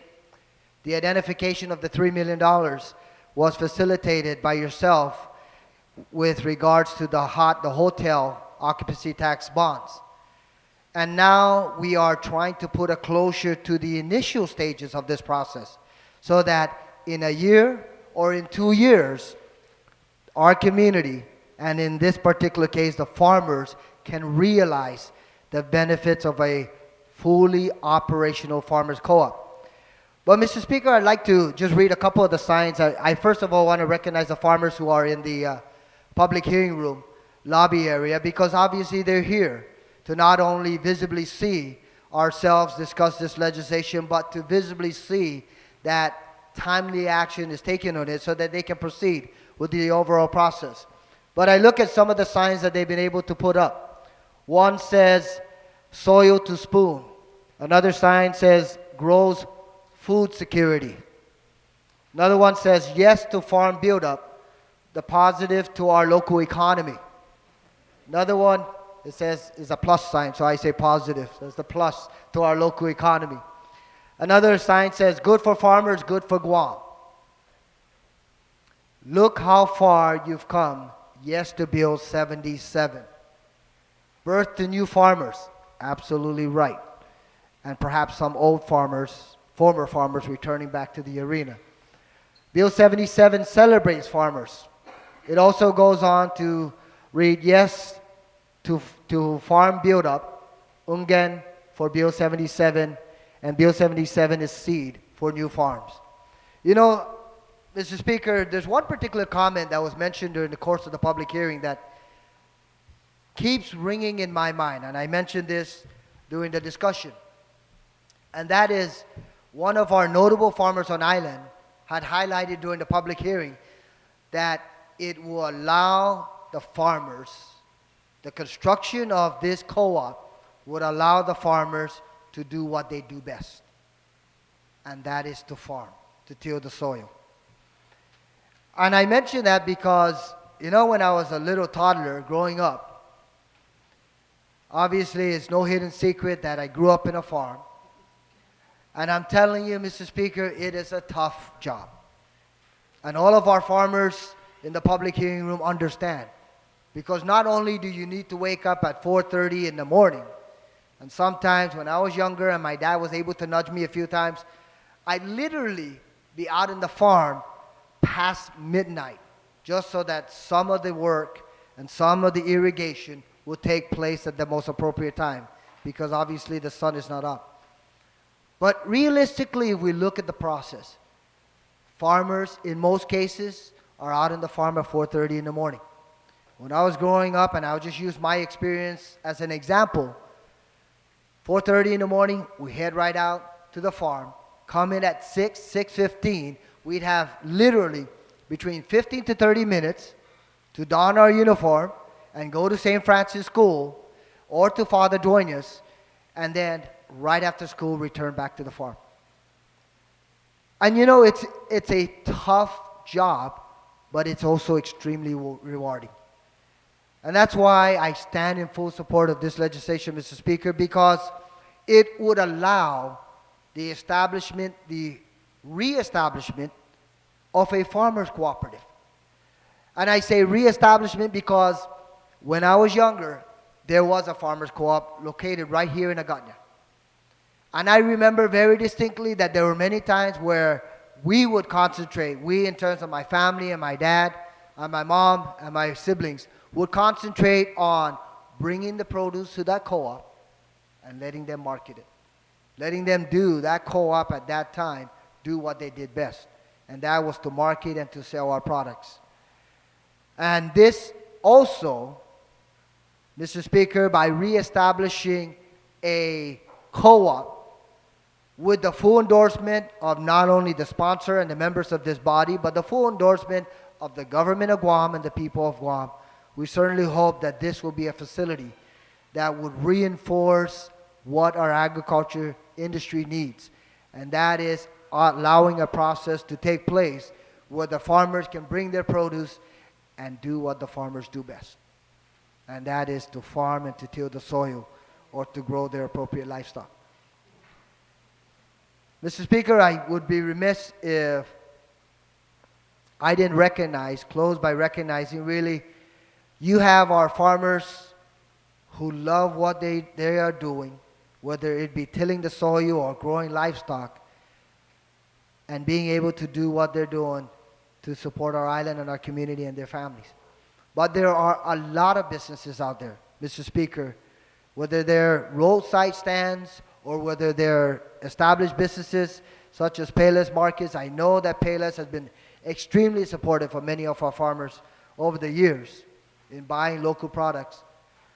I need to recognize them also because obviously being able to purchase these produce from the farmers and selling it on behalf of the farmers and also on behalf of their businesses to our island community certainly is very supportive of the industry itself. So, Mr. Speaker, I close with that phrase again in terms of what that farmer said. This bill would allow the farmers to do what they do best. Establish a co-op, allow the co-op to receive the produce, allow the co-op to market the produce, allow the co-op to provide additional support, and in many cases, reduce pricing of perhaps the fertilizer or some of the other chemicals that are necessary for our farmers to support their operation. And then in the end, allow our farmers to do what they do best, and that is to farm. Thank you very much, and Dr. Jesus Mas, Speaker. Thank you very much, Senator Uggan. Madam Speaker, you're recognized.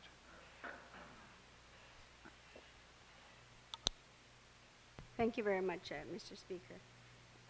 Thank you also for allowing me to speak on this, and I want to thank you as the acting speaker at the time when last week I know we were yet considered actually having session, and I thank you very much for that. Whatever the reasons are, I'm just happy to be here today in support of this bill.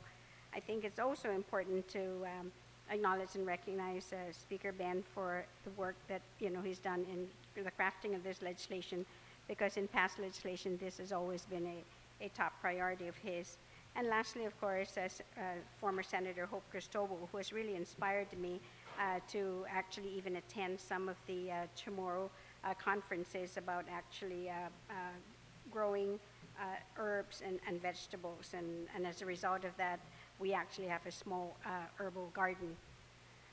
For most of us here in Guam, we're raised in ranches or farms. I definitely did grow up in one and played there. I was very young at the time, but the one thing I remember very well about I called it a ranch rather than a farm, but we had a lot of fruit trees, vegetables, shrimp, and livestock.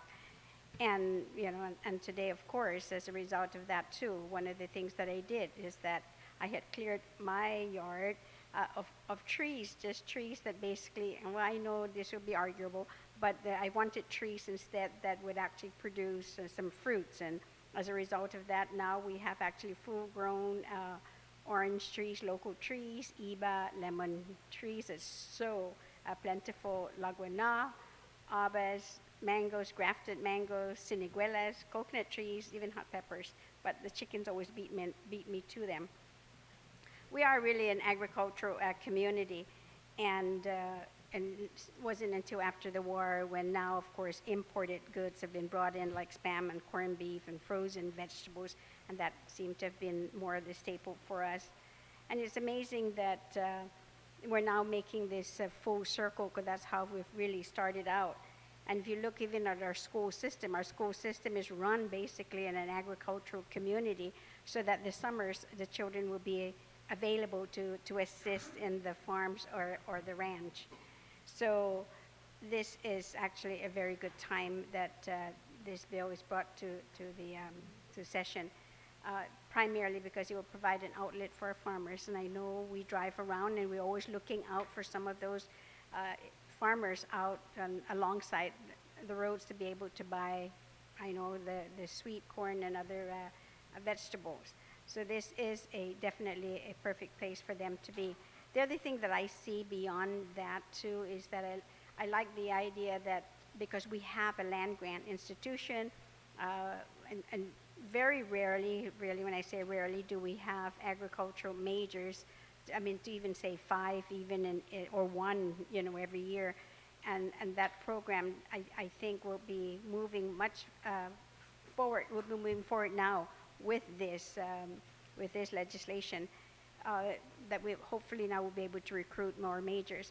I'm also hoping too that the Department of Education will reconsider, because at one time when I first came to teach in Guam, we actually had agricultural courses that was offered in our junior high schools at that time, and unfortunately it was replaced with computer classes, and I think it's that we need to reconsider that too and try to bring that back to our schools, because as a result of that, then our school becomes a feeder schools into the universities, then to continue to promote this.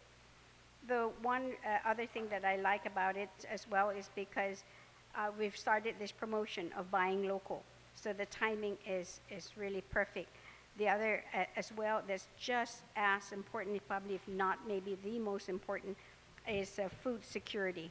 How are we going to be able to sustain ourselves as a community when we know that 90% of our goods are shipped into this island, and that includes food commodities? And with what's going on right now in the world, and even those closest to us, should anything happen, then we know that there will be ships around here deployed to Guam, but they may not be ships with commodities for food to sustain the community. And that's why it's important that we really seriously consider this, that there should be, and I'm really very grateful to a group of individuals in our community who are not just having people start their own small gardens in their places, but they're actually have identified 3 communities now to have community garden, so, and that's great. And I offer my half-acre in Malolo to be used as a community garden. It sits there empty, and I like to see it being used for that.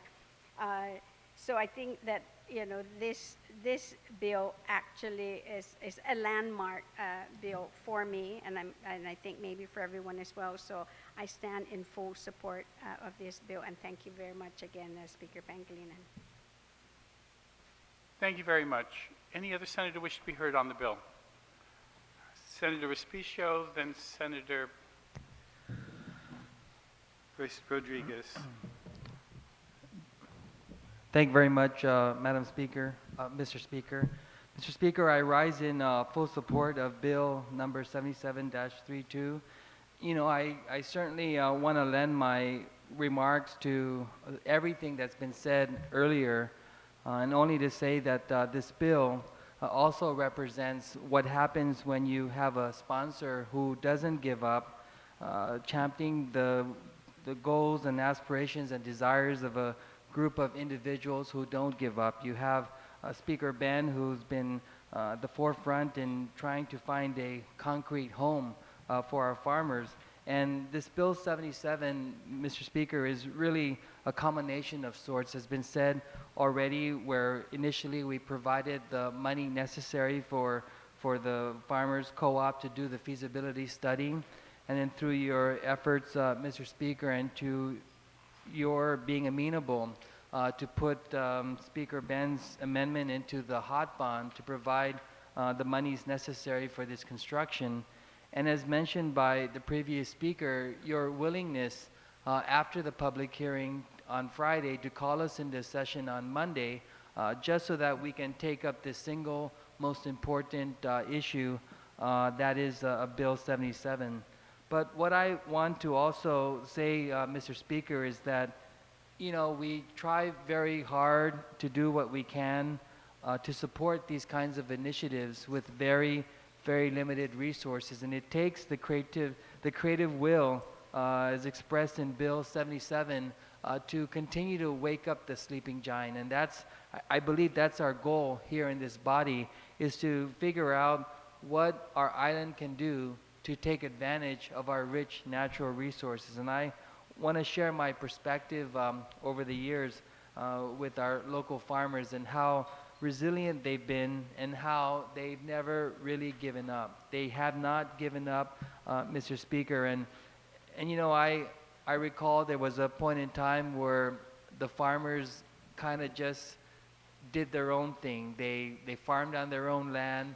They tried to gather up their own crops on their own. They tried to individually market their produce. They tried to set up behind their pickup trucks or at the Dedido flea market or any opportunity they can. Or they even on their own try to go to different supermarkets to sell their produce. And what that has caused, Mr. Speaker, is it didn't really support the whole idea of supply and demand. It didn't really support the need for the economies of scale. It didn't entice the hotels to want to buy from the local farmers simply because one farmer or two farmers or three farmers separately could not meet the demand of some of the hotels, whereas if they join efforts which they have over the years, then they're certainly able to meet those demands. I want to recognize the president of the Farmers Cooperative, Mr. McDonald, his group, who's been very, very, very instrumental in communicating to the farmers, Mr. Speaker, that they have to come together, they have to work together, they have to have one inventory, they have to continue to knock on the doors of the Department of Agriculture to ask for the kind of support that they need. And this is also the group that's being championed by Senator Hope Cristobal, who's just really saw some opportunities through the Guam Visitors Bureau when she was the legislative representative, and also saw that there's some opportunity through the hotel occupancy tax bond, or the hot bonds that we just floated not too long ago. And so you have different people with the same agenda, with the same kind of passion, with the same kind of energy, with the same kind of outcome, and as a result, you have Bill 77.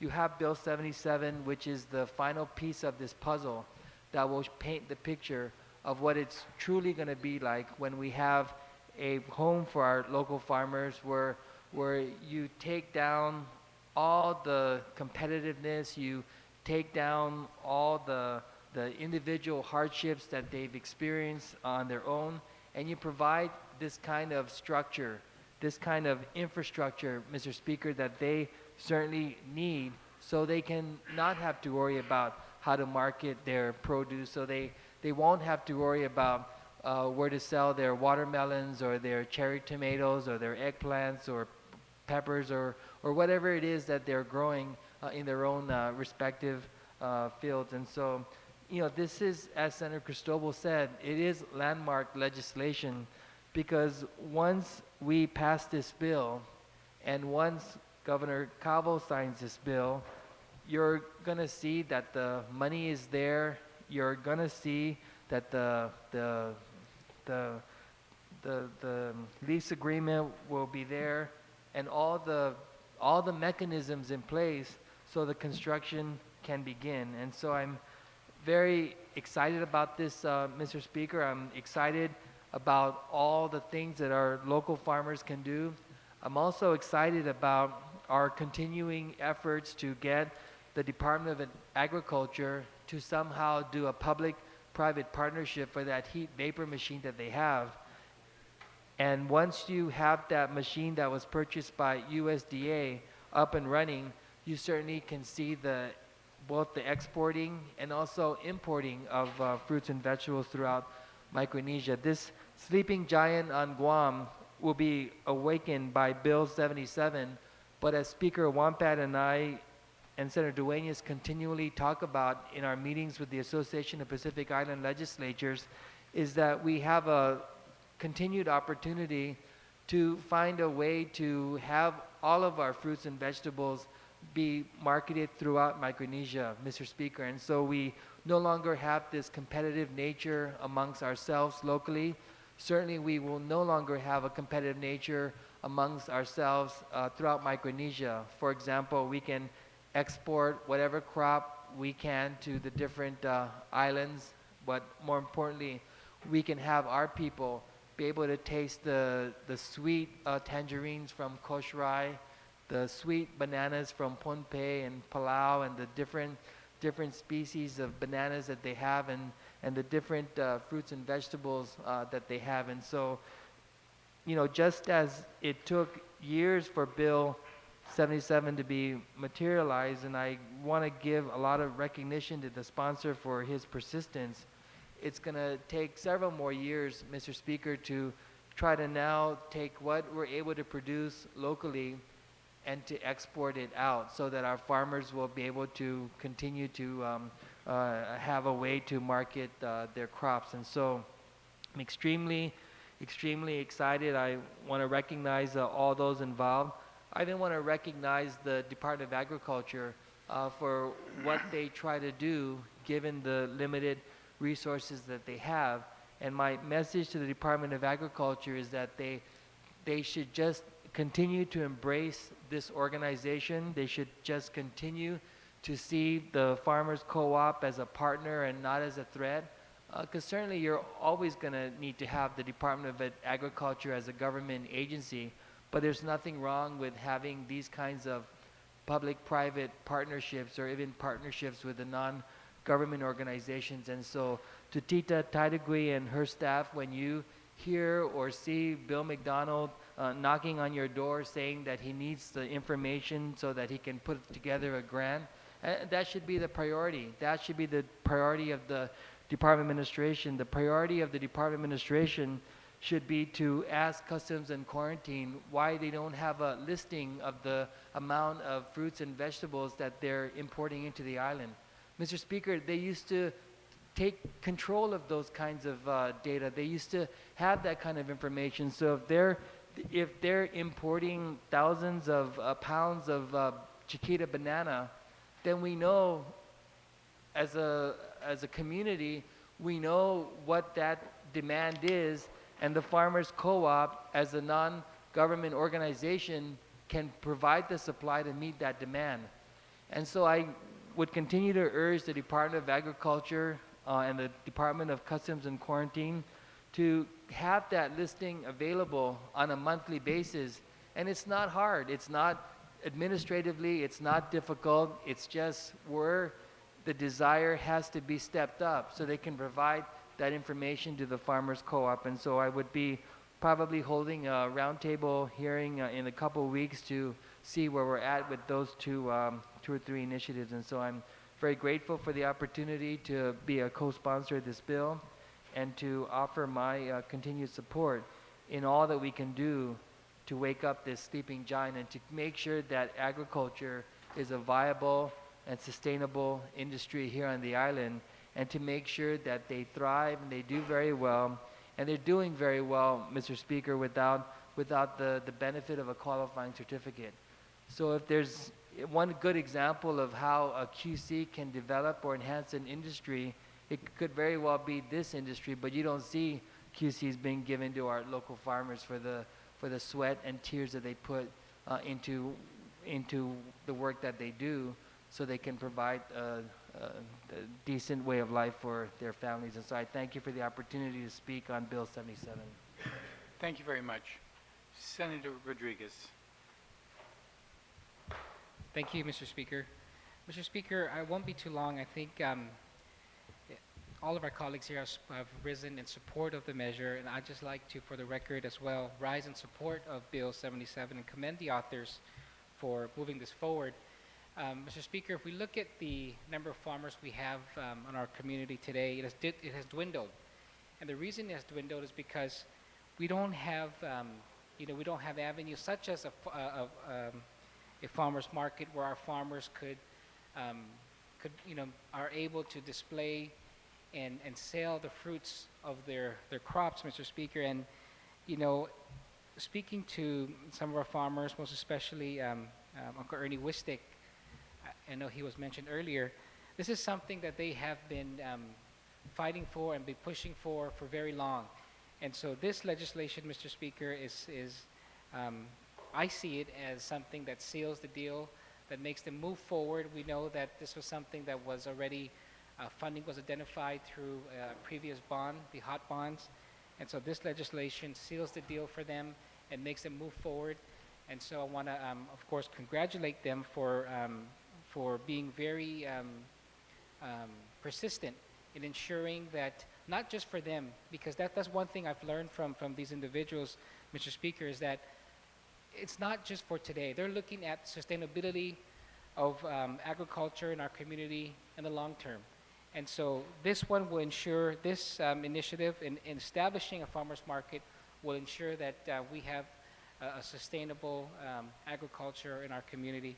And so again, I rise in support of Bill 77. Sedus Masi, Mr. Speaker.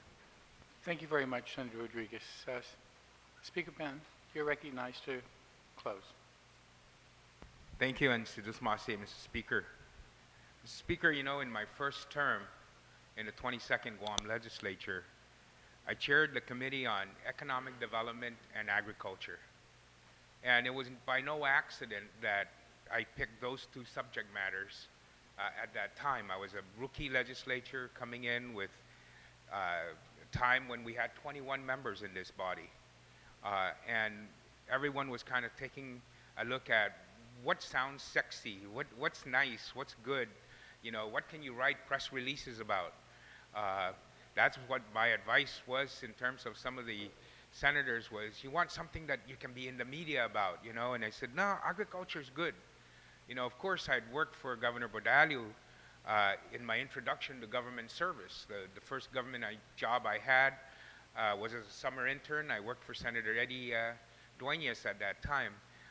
But the only other real government job I had where I actually got paid for the work I did was working with Governor Rodalio, and of course the Green Revolution, and understanding what he had instilled and inspired in all of us.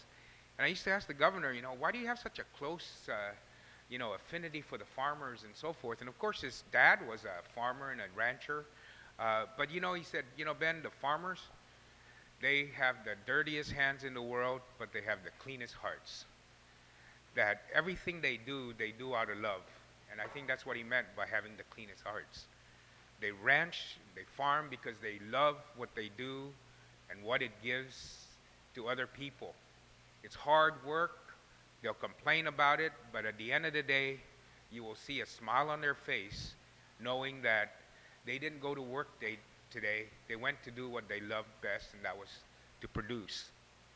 And so always since then, my first term, I've tried to help and support the farmers and, support the farm buildup. Finally found a buildup I can support 100% without any question. And I certainly do support a farm buildup. Sustainability, we talk about that. All my colleagues here fully understand the challenges that we have. We just had the Island Conference on Sustainability by the University of Guam. One of the facts you come out of there is that 5% of the food that we consume on this community, only 5% is produced locally. And we're not looking to have 100% produced locally because we know that's not possible. But certainly we can do better than 5%. And the way to do that is to provide the market, the facility, the resources to move beyond, just the farm or the soil to the spoon. It's to have value-added packaging, value-added products to what is grown on the farm. And that's what this facility will have, so that we don't have crops rotting in the field, that we can actually pickle pickles, and that can be on the store shelves. That we see just the explosion of the market, the niche market for coconut water. Obviously, coconut water, like, what the hell is coconut water? And idurunu malfresio. Nga, ang binay tsugoy manna, like, hey, zahofa na tisinya hit gwini. Often na nisita ta na imported to in Thailand, padi in Mexico, padi kwagin in mamanwa, nistina kantidon nidzo. Buntitisinya ta fan copralo, paguna tempo, coconut water sa panang 4 pesos 50 di size onsa sa un man na hay no. Pagwan ni dongkulo ni jokmo pa men dongkulo no manamu sinya 2 atana sta 10 pesos edzo. Estigi siya sinya ta hasuji loti ita para tatsinegwe. Edzi Moscow mai jai chechunia taigwini siya imalancero. Mr. Speaker, we face many challenges to continue to support our farmers. When you talk to some of the farmers, one of the challenges we're facing is we're losing watermelon farms to solar farms in the south. Property that was out there being farmed for melons and watermelons are now being taken off, and the farmers that were farming those lands, they didn't own the property. So now the owners of those property who are getting a QC, as my good colleagues in Francogon, or are applying for one, now they're not allowing the farmers to farm there anymore. And so we have watermelon farmers and all these other producers who don't have a place to farm anymore. So this government's got to step up. The Chamorro Land Trust has got to step up and inventory those farmlands that are not productive and put them in the hands of these farmers who want to be productive. Because private property is being deployed to other uses that may be more profitable than farming. They just don't know it, but farming can be very profitable, but they have different plans, and they have a QC, so it makes it easier for them. Our farmers don't. So these are the challenges that we have, Mr. Speaker. I remember, like I said, in my first term, and the farmers that we had, like Tunsus Terlahi and Felix Kwan and Susan Contreras and Hugo Ganji and Sus Nakputi and Mr. Leon Guerrero and the San Nicolases. All of these individuals are still around, and some of them have kids now who are actually still wanting to enter the industry and of farming. and they need the help, and they're committed, they're educated, you know. They educate themselves to be able to be the best that they can be, and they're improving on the practices of their parents. And what we need to do is provide them the resources that would allow them to continue what they want to do, allow our lineage to continue. It is within our being to have these kind of skills. Only some of us not only have the skills, but have the love for it, and therefore enter into the industry. You know, growing up in Guam and as well as in the Marianas, you know, everybody always had a place in the city. And it's nga guma gisityu, place in the city where we used to have in the developed villages. And then there's always Ilanzu, where we all went on the weekends or on the weekdays and produced and help our parents till the soil and so forth. I remember, you know, going picking bananas and coconut and papayas, papadza, to cook for the pigs. That's how we fed our pigs. We didn't buy, you know, scraps and pig growth sa guagwan. Lo todo I papada na lumtono, I tseda siya, inidzo kinalalagu para siguro na no umaulika para tula simana para tana famboka baboy siya pogo. You know, so todo it humasus na tempo. Lo, it's a science and it's an industry. And I think that Bill 77 moves it into this modern day age and places that science and industry with a facility that will be able to support and sustain agriculture on Guam and move it forward into the 21st century. And I thank everyone for their support and their kind words, and would move that Bill 77-32 be placed in the third reading, and that we also vote on it before we recess today, Mr. Speaker. That would be my motion. Before we recess at the end of the day. Thank you. On the motion to place the bill in the voting file? No objection. Madam Speaker, why don't we take your resolution at this point so that when we come back this afternoon we can go straight to substantive bills. Thank you very much, Mr. Speaker, and I'll try to make this as quick as I can. I'd like to make a motion to place resolution number 98-32, COR, as amended by the author, and rather than reading over the title, but to be placed in the third reading file, that has to do with no knives on planes. Hearing no objection, you're recognized. Thank you again very much. Weeks ago, the Administrator, John Pistoli, of course, had made the announcement that April 25th is the effective date in which folding knives with blades up to 2.36 inches long and a half-inch wide would be permitted as carry-on items. The narrowing of TSA's prohibited item list would permit passengers to carry on pool cue, hockey or lacrosse sticks, 2 golf clubs, or a souvenir baseball bat weighing up to about 1.5 pounds. Unfortunately, or rather fortunately rather, is that since September 12, 2001, there have been 0 incidents involving knives and on planes. Now we all know that the big question here, rather what we're asking here, is that would this new policy now increase or decrease the risk? And what we all know is that small knives did cause the loss of 4 aircraft in 9/11, and TSA just kind of brushed that off. It is critical that we need to recognize the dangerous scenario of what small knives can do in the hands of wrong hands, especially in an enclosed aircraft cabin. And what I did, Mr. Speaker, is that on the resolutions, I added a new whereas after the public hearing when the flight attendants had indicated that if a small knife enters, of course, into the hands of the wrong hands, it can definitely cause catastrophic incidences. And the flight attendants currently, they face potentially violent passengers every day. Passengers who are angry, depressed, intoxicated, or frightened while in flight, and are now the allowing of knives in planes makes it less safe when flight attendants have to address such passengers as they work to de-escalate the situation.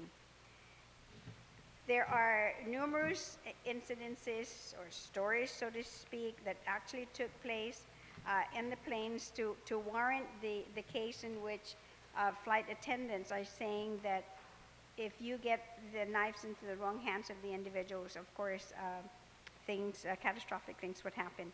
There have been many cases where, and real quickly, in April 2012, there was a passenger who was charging down the aisle, tried to ram the drink cart into a flight attendant and screaming, of course, threatening everybody on the flight. Another incident in November 2007, from a flight from Washington, D.C. to Sacramento, there was also a series of aggressive actions by a young man, and it was again threatening the flight attendants, and he was rushing towards the cockpit while shouting to everyone that everyone in the plane were going to die. Another incident again with another airline from Minneapolis to Atlanta. There was a young boy, a 2-year-old child, sitting on his mother's lap, naturally crying, and the mother tried to soothe him, and the man next to them allegedly used a racial slur and told the mother to shut up that child, and he actually slapped the toddler. These are just a few of the stories that actually have taken place during flights, and with these individuals who are irate and have in their possession a small pocket knife could actually cause major problems. There's testimonies that have been provided, of course, by the 90,000 flight attendants across the industry, but it's not just flight attendants who are opposed to this.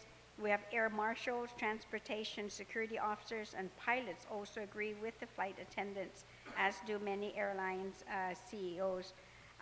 Primarily, the consensus is that they want aviation security, and that those individuals who are in the front lines, who are the flight attendants, that we're not just talking about their safety, but the safety of every person, every passenger in any one of those flights.